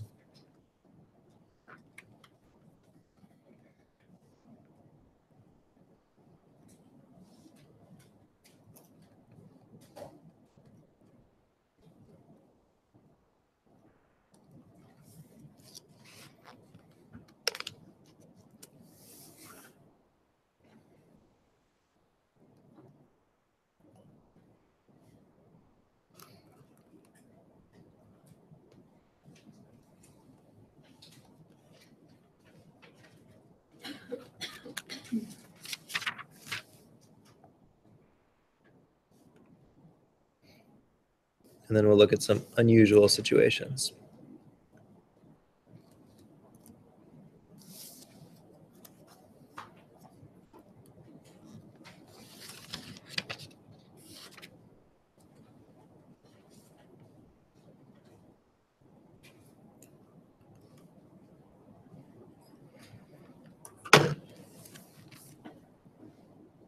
So we got 3 compounds.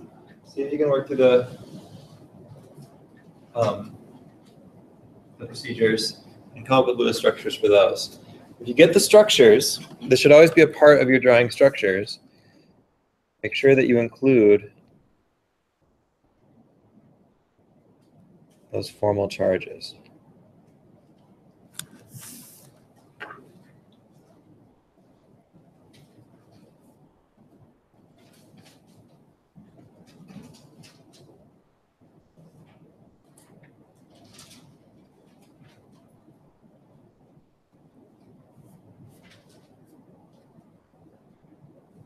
We're stuck on something.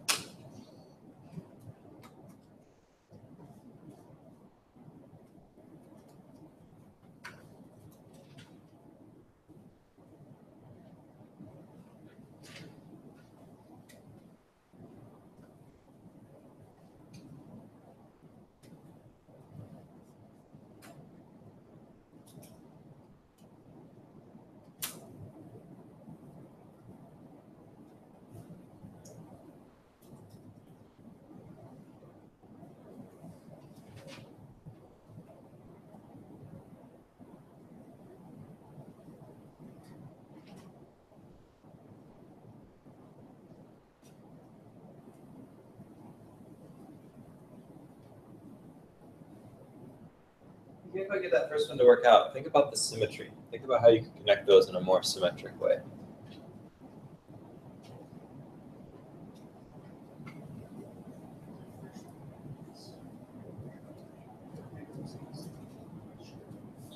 Yeah, so the structure that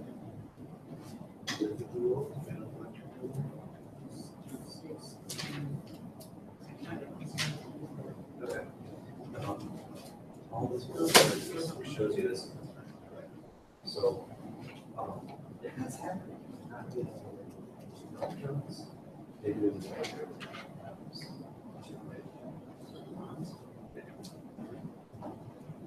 so you can connect in a way that's more symmetric. You could have like a, like you draw a line of middle, you have the same thing on both sides, that kind of thing.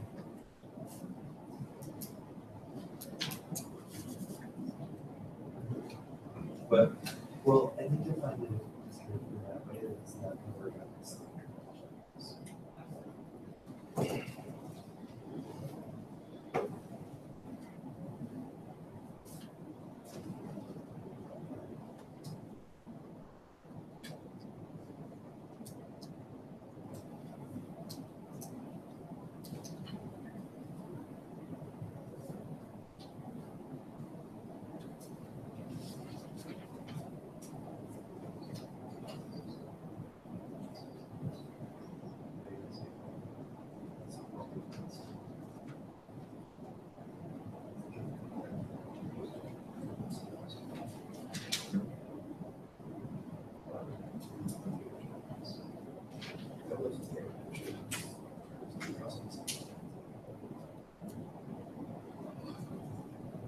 So I guess exactly.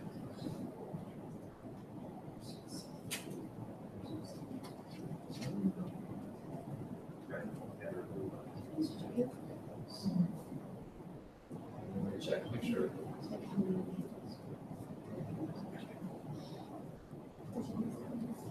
Make sure you got enough electrons. It's not.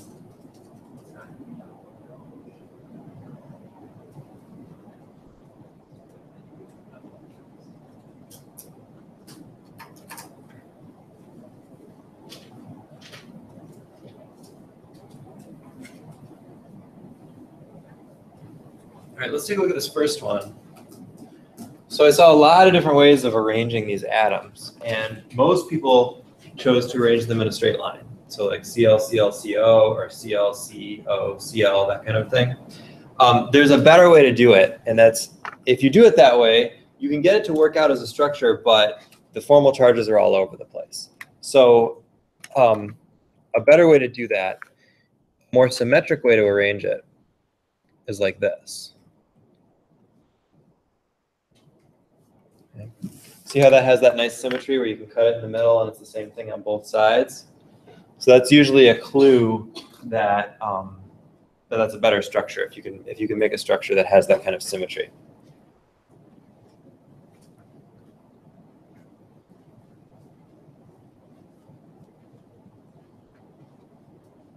Yep.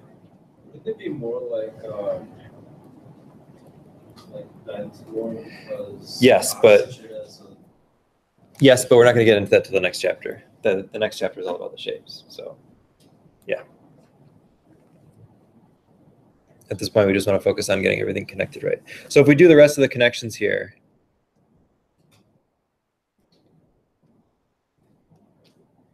you can come up with something like this, and you can use all your electrons, and then we still have a problem because carbon doesn't have enough electrons.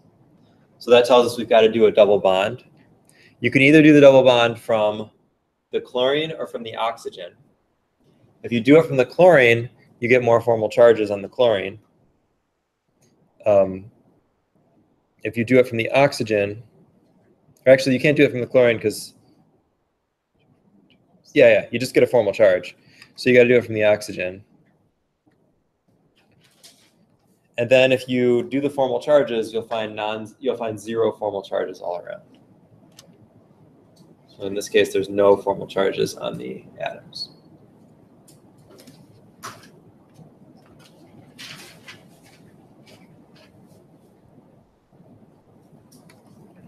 And actually, usually when we talk about formal charges, we only really care about the non-zero ones.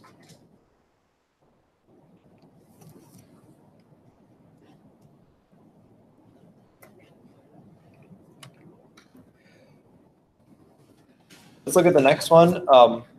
We'll do it all together.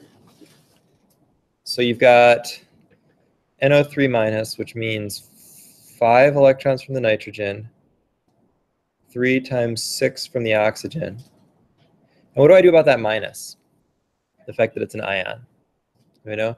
Yeah, we've got to add one more electron. So if it's a negative ion, that means it's going to have an extra electron. If it's a positive ion, that means it's going to be missing an electron. So you would subtract electrons. So we add those all up. 18 plus 6 is 24 electrons. So we've got 24 electrons to deal with. Now we need to distribute the atoms. So we could put them all in a line and go NOOO. But again, we usually see the less electronegative elements in the middle, the more electronegative elements around the outside. So probably a better way to start with this one is something like this.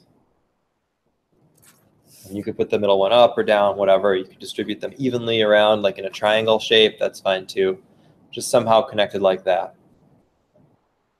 And then again, we start distributing our electrons. So that uses 6 electrons.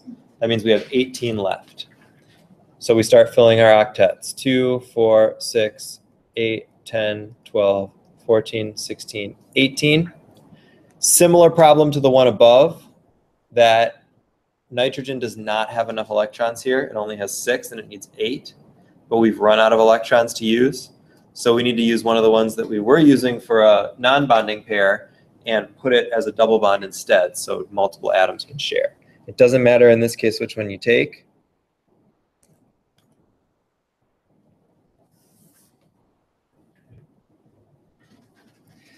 So then if we calculate our formal charges, we've got the oxygen on the left is going to be 6 minus 4 minus 2, which is 0. So great. The nitrogen starts with 5 minus 0 non-bonding electrons minus 4 bonds. So that's plus 1. So we would put, there's a couple ways to show formal charges. You could put a plus 1 or just a plus on the nitrogen. And when you do organic chemistry, they'll make a circle around it to show that it's a formal charge and not a actual ionic charge, but however you want to do that is fine. We go over to the oxygen on the right. We've got 6 minus 1, which is minus 1.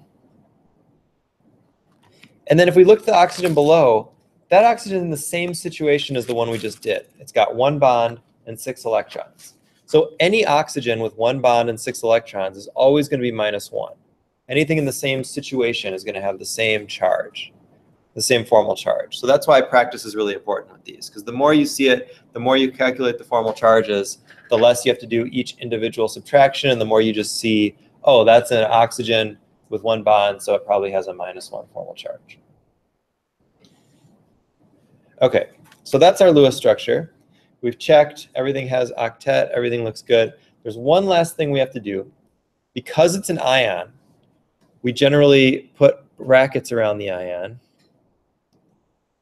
and say that this is an overall negative charge.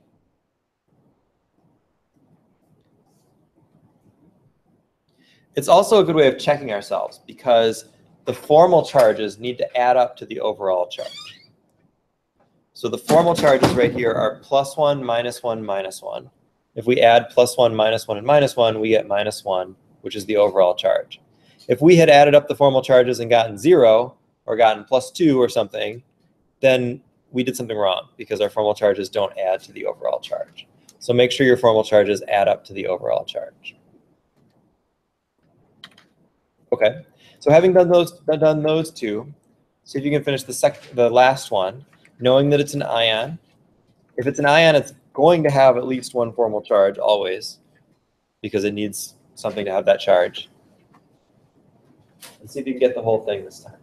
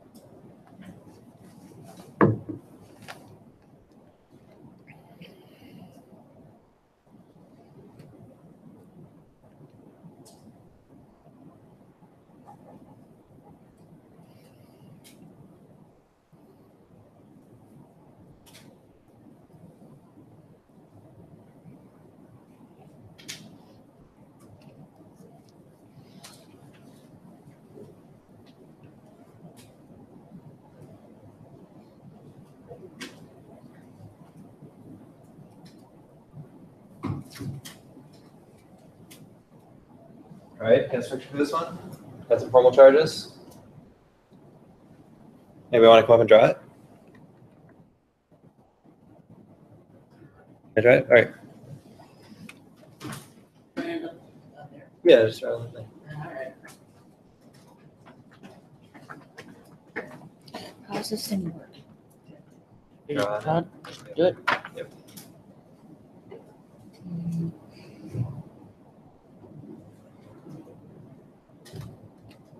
You can put your hand on the screen. It's not a touch screen. It's fine. I have to like Okay. this.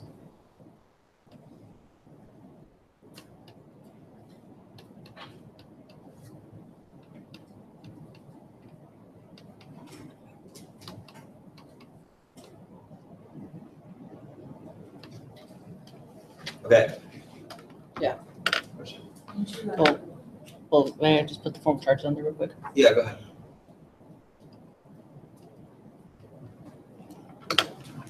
Okay. So let's check it. We've got, how many electrons total do we have to use right now in the structure? 20. And then that's including the -1, right? Yeah, because otherwise we have an odd number. Okay, so let's count them and check.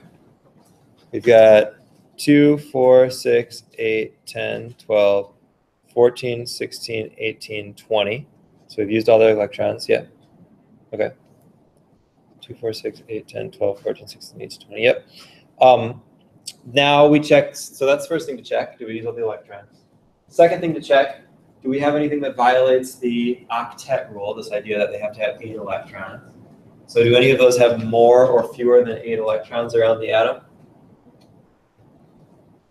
No, they all have 8. So that's good. And then our third check is the formal charges. The 4 formal charges add up to the overall charge. They do. -1 + 1 -1. That gives us an overall of -1. Do you have a question? Like how would you count these together?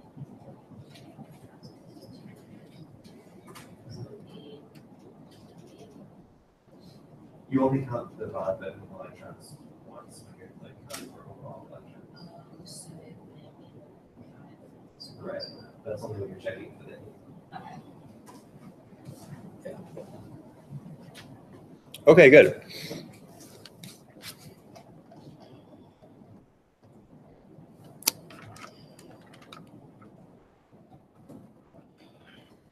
All right, let's talk about, yeah. Could you do a double bond for oxygen, like on both sides?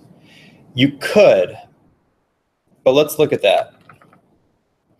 So another possible structure here would be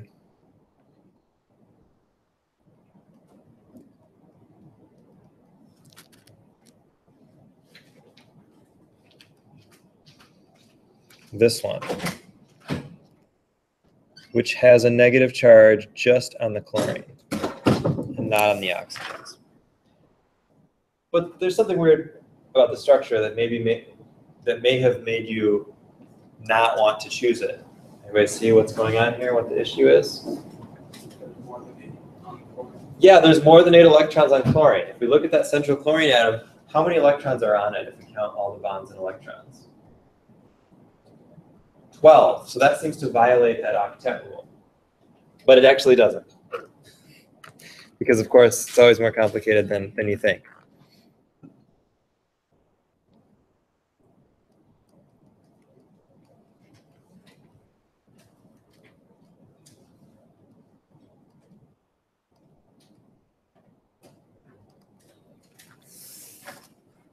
So first, and this is probably the most important one,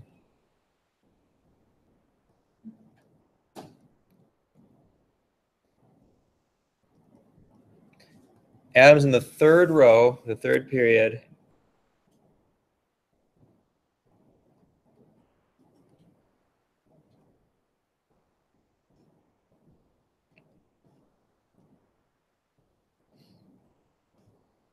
can have more than 8 electrons. So we're still going to have the rule that they have to have at least 8, but anything in the third row or below can have more than 8. That's because it now has these d orbitals that can do some stuff. We'll get into that in the next chapter. But anything in the third period and below can have more than 8 electrons. So that means that in this example above, both of those structures are actually correct. And if you follow what the book says, they would say the bottom structure is actually better because of the minimized formal charges. I would say that's not a great conclusion, because at this point what you have to do is look at the actual experimental data and say, is it actually a single bond or is it actually a double bond when you measure it? And when you measure chlorine-oxygen compounds, excuse me, you find that that chlorine and oxygen don't really double bond much. So experimentally, we know that actually the red structure is better, but from the formal charge rule, the blue structure is better. I would accept either one. If the question states, if it's a good question, it should say specifically which structure has minimized formal charges, then you would pick the bottom one. If it just says the best structure, that's not a good question. Okay, the second exception is some atoms have fewer than 8 electrons. They just don't have enough electrons to make an octet, and so they make compounds with the electrons that they have. So those are hydrogen, beryllium, boron, and aluminum.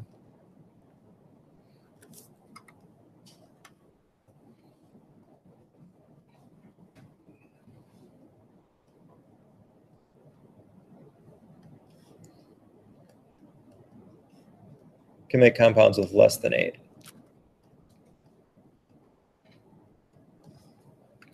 Hydrogen, we know, we've done that already. Hydrogen usually takes 2.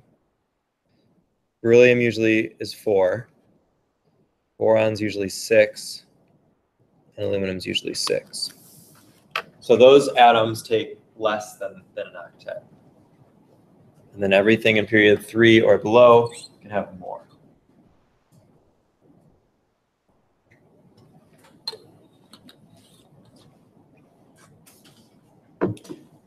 Okay, we'll practice drawing a little bit more, but let's grab this sheet and flip to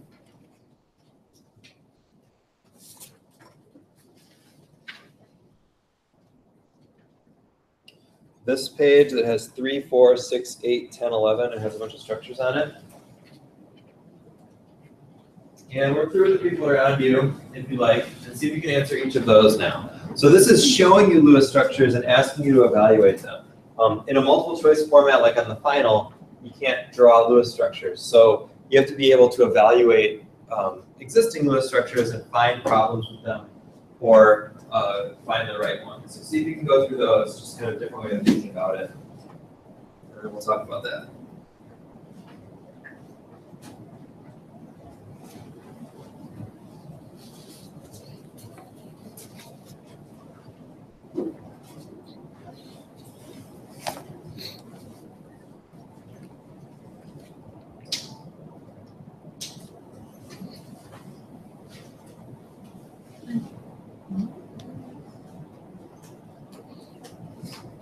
Yeah. Thank you. Yep.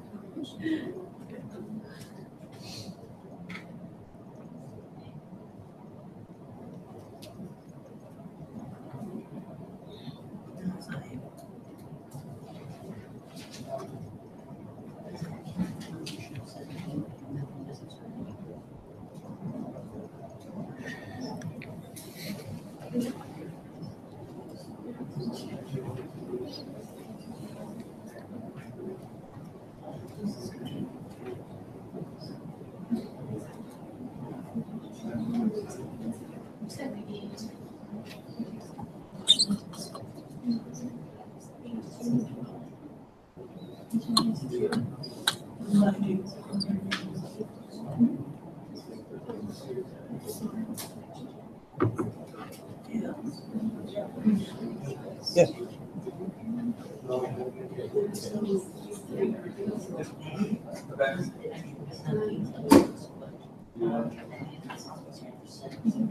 Yeah, so reread the question, because that does happen, and then it's true that's not a great structure to be up here. The question is asking, right, so that's. That's what I'm saying, so it's like there's three, that's. Yeah. Only because of. Yeah, so it's not, this one's like weird, it's not definitely wrong. So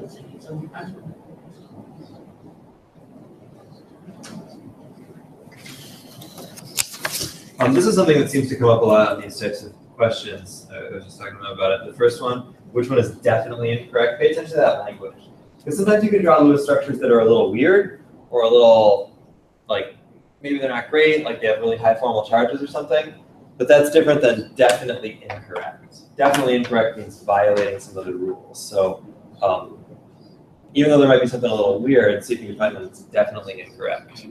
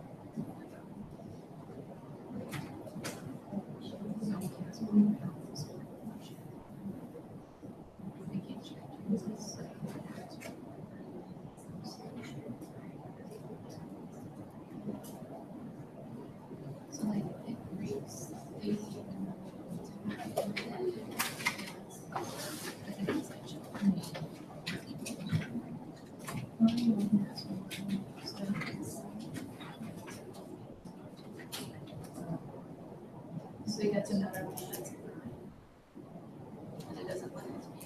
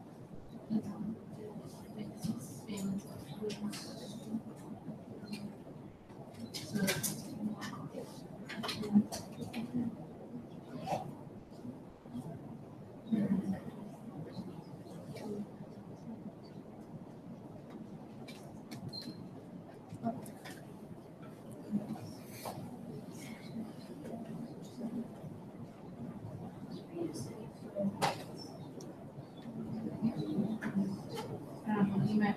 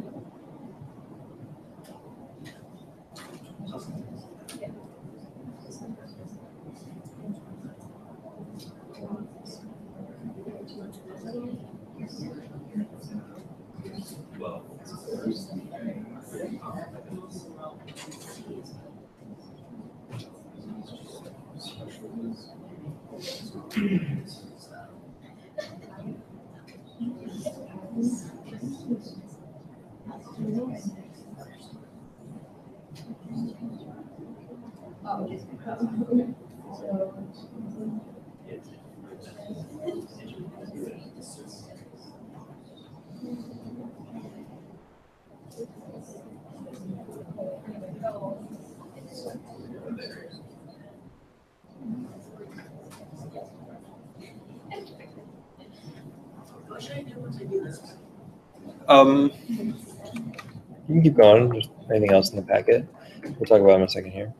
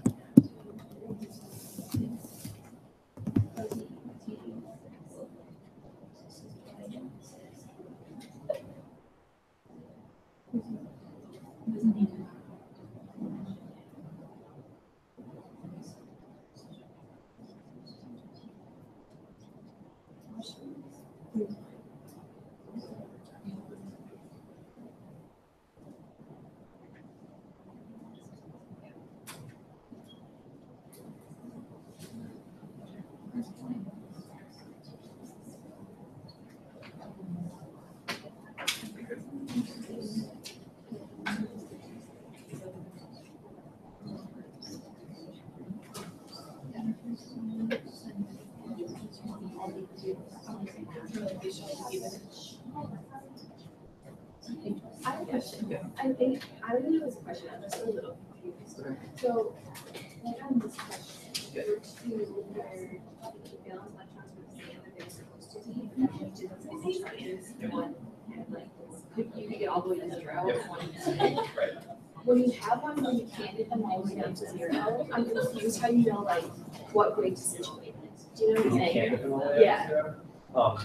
Yeah, then it's hard. Yeah. Sometimes you can't tell. Okay. But the second part of that rule, I don't have it up anymore. If you can put the negative charges on the more electronegative elements, that's kind of another rule. Okay, so for now, should we like just think that electronegativity? Yeah, probably like this way. Yeah, so like if you have like, let's say you have a structure that has some nitrogen and some oxygen in it. Yeah. And one way the negative charge goes on nitrogen, and the other way that goes on the oxygen. Yeah. You're gonna pick the one that where it goes on the oxygen. Got it. Okay. Thank you. All right, let's take a look at these. So the first one, which one is definitely incorrect here and why? Yeah.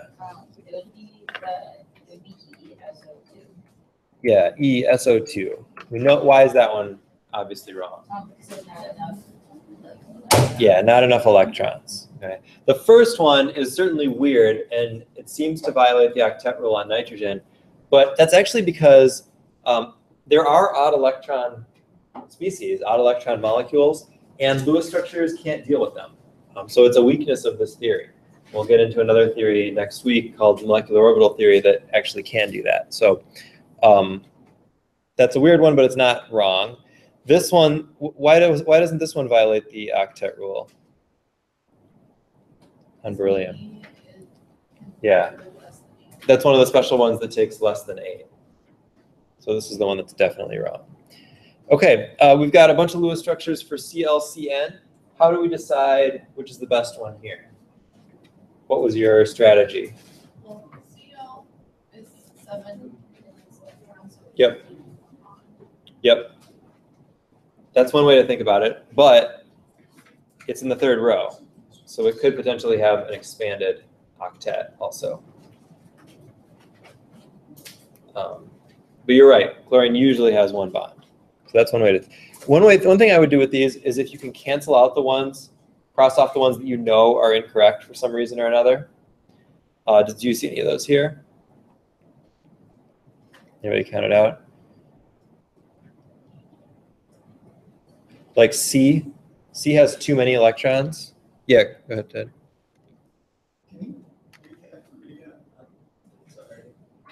Which one? Oh, this one? Yeah. SO2, if you add this up, that's 18 total electrons that you need in the structure. And this one has 2, 4, 6, 8, 10, 12, 14, 16. So not enough electrons. Because you need to use all the valence electrons that come from the formula. A is correct because there's no way to draw a Lewis structure without having an unpaired electron. You can't really, but there's no other choice. So it actually points to a failure in the theory. It's just one of those exceptions. Yeah, that anything like if you've got nitrogen's got 5, so if you've got nitrogen and no other odd number species, then there's going to be a free one there somewhere, and you have to do something with it, but there's not really any good answer. So it's not definitely incorrect, but it's like not great, we might say.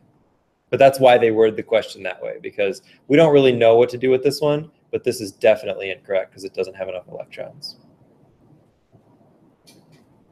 So for this one, we can eliminate that for not having enough, or for having too many electrons. And this one too, I think, right? This one has too many electrons as well, I believe. Anybody check that? Let's see. So we've got a total of 7 plus 5 is 12, plus 4 is 16. 2, 4, 6, 8, 10, 12, 14, 16, 18. Yeah, that one has too many electrons. So it can't be those. The first two both have the same number of electrons. They're both correct. Everything has an octet. These are known as resonance forms.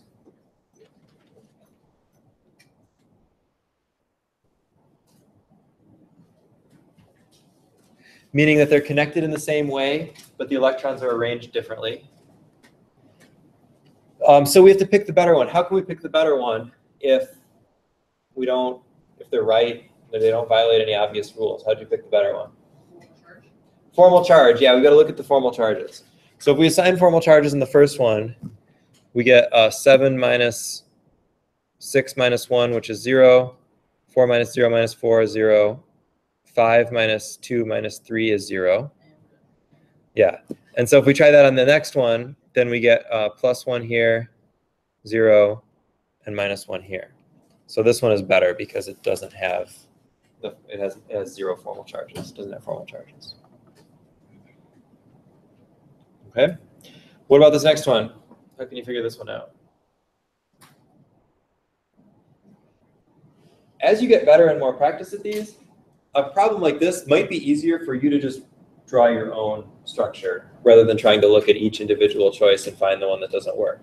It may be faster for you once you get practice at it to just draw a Lewis structure for NF3 and then pick the one that looks like yours. But in this case, the first one is the correct structure. C is just like wrong. Yeah, so this one's missing a lot of electrons, right? This one's missing some electrons too. And this one has way too many. Or no, it just violates the octet rule on nitrogen. Because nitrogen can only have 8 electrons.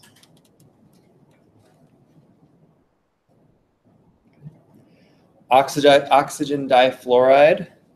So once again, you can eliminate ones that are obviously wrong, like if they don't have enough electrons, like A.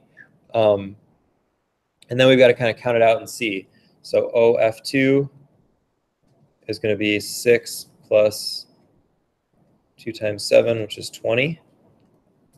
Okay. 20 electrons. So 2, 4, 6, 8, 10, 12, 14, 16, 18, 20. So it's got to be this one, because these other ones aren't going to have enough. That one has too many electrons on oxygen. So it's got to be that bottom one. The other nice thing about when you practice these, compounds in the same group have the same number of electrons, so they're going to make the same types of compounds.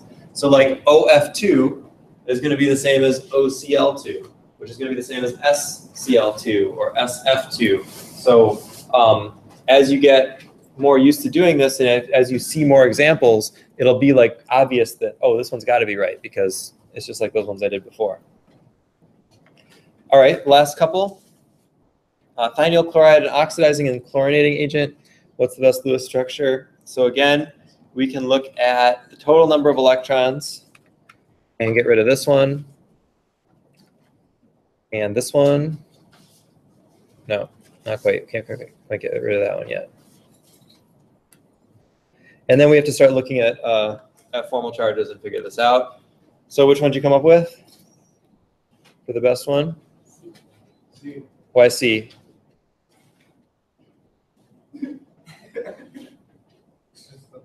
Because it's the best. Well, if we look at formal charges, the chlorines are going to be the same in between B and C. Formal charge on oxygen here is 0 and sulfur is 0. Here is -1 and here is +1. So using the formal charge idea, B is a better one than C. Even though B has that expanded octet, sulfur's in the 3rd row, so it's okay. It's okay for sulfur to have the expanded octet. And then the last one, yeah, it's got to be D. The other ones don't have enough. Wait a second. No. No, you're right. It's D. Yeah. C has higher formal charges. Yeah. It's D. C has higher formal charges. All right. Is everybody done? Seems like everybody's sort of packing up. Are we? Do we not want to do it anymore? We don't have to. Let's do one more before everybody leaves because we didn't get into this too much. Number 12. Which of the following exhibits resonance? So let's quickly define that again and then look at how a question, what a question like that is really saying.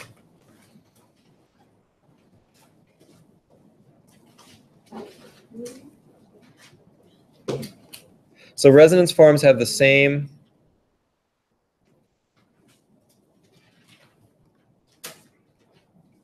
connectivity, meaning the atoms are still connected in the same order, in the same way.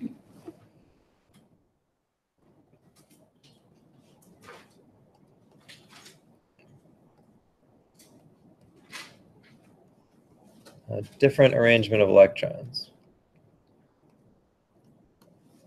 So, for instance, Let's look at one of the examples we just did.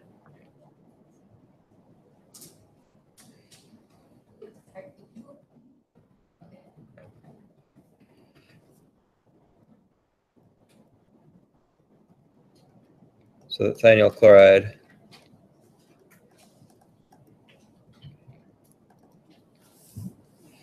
We looked at, well, this was one of the choices, and this was another one.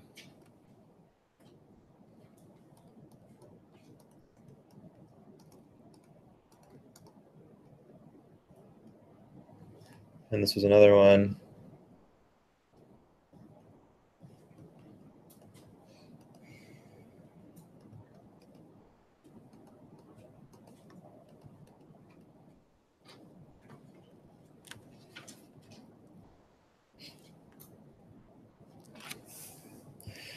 Those are all examples of resonance forms. We draw them with this double-sided arrow. If you go on to take organic chemistry, it's a really, really important part of organic chemistry.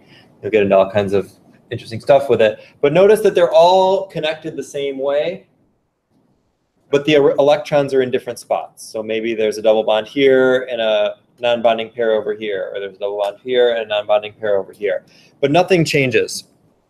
If we were to make this like, I don't know if this is a real structure.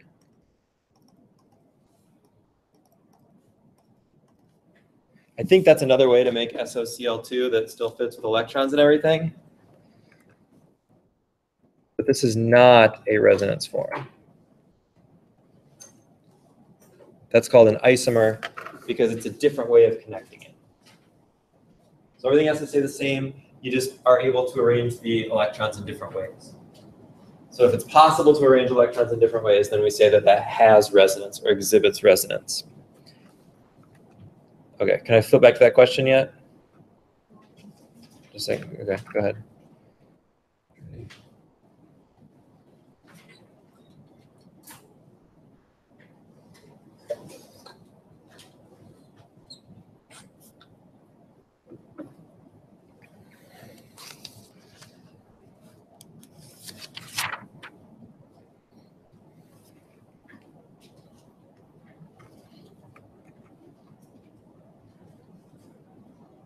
Ready? All right. Here's the question. So which of the following exhibits resonance? The only way to do this problem is to actually draw the Lewis structures for each of these. And then see if there's different ways to arrange the electrons. The only exception to that is nothing here. If you had just two atoms, then there wouldn't be resonance. But if there are multiple atoms, then you got to draw the structures to show resonance. So I'm going to draw the structures, and then we'll look at whether or not they exhibit resonance.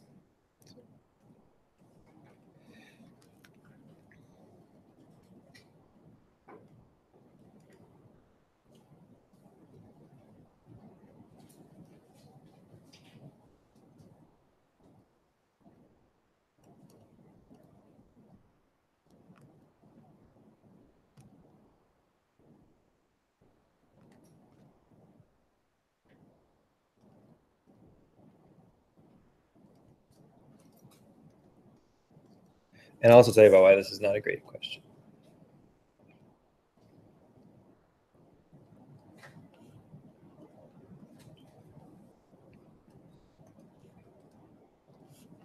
So there are the four structures. Which one would you say exhibits resonance?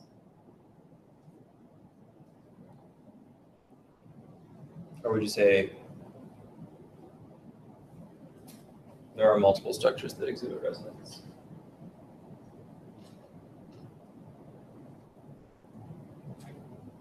In other words, which one of these could you draw with the double bonds and the electrons in different spots without violating any rules? C? So what would be another way to draw that?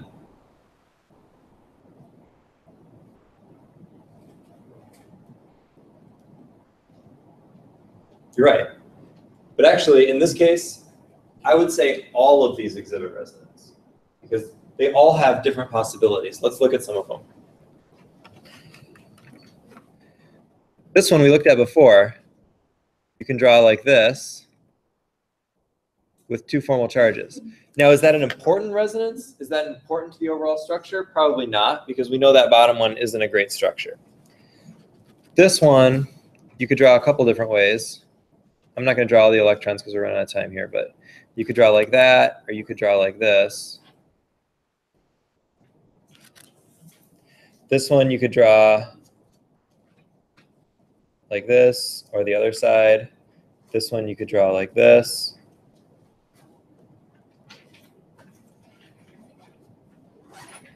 Right, or on the other side. So they all exhibit resonance. They all have different possibilities. What this question was getting at is that the second one, B, all the resonance forms are equivalent. They're all just as good as any other ones. We can't weigh them and say this is a better resonance form and this is a worse resonance form. So that's what they were really getting at. But I would not ask that question that way because all of these really exhibit resonance. They all have resonance forms that we can draw. Different ways of laying out the electrons. So what's the actual answer? I think what they were looking at, what they were looking for was B, because all three of these are the same. They're, no matter which way you draw those, you've got the same kind of structure. So overall, that structure is, there's no like better resonance form and then worse resonance form. They're all the same. The other ones have clearly a better resonance form and a worse resonance form. So that's what they were looking for, but I would not ask that like that because I don't think that's a good question. All right, so let's stop there. We'll talk more about resonance on Tuesday because there's a couple other aspects to it. So quiz on Monday will be on chapter 7 and 8, but please also get going on the chapter 9 stuff because we'll have a quiz on chapter 9 on Wednesday on Lewis structures. And then exam Thursday, yeah. Okay, we this thing off.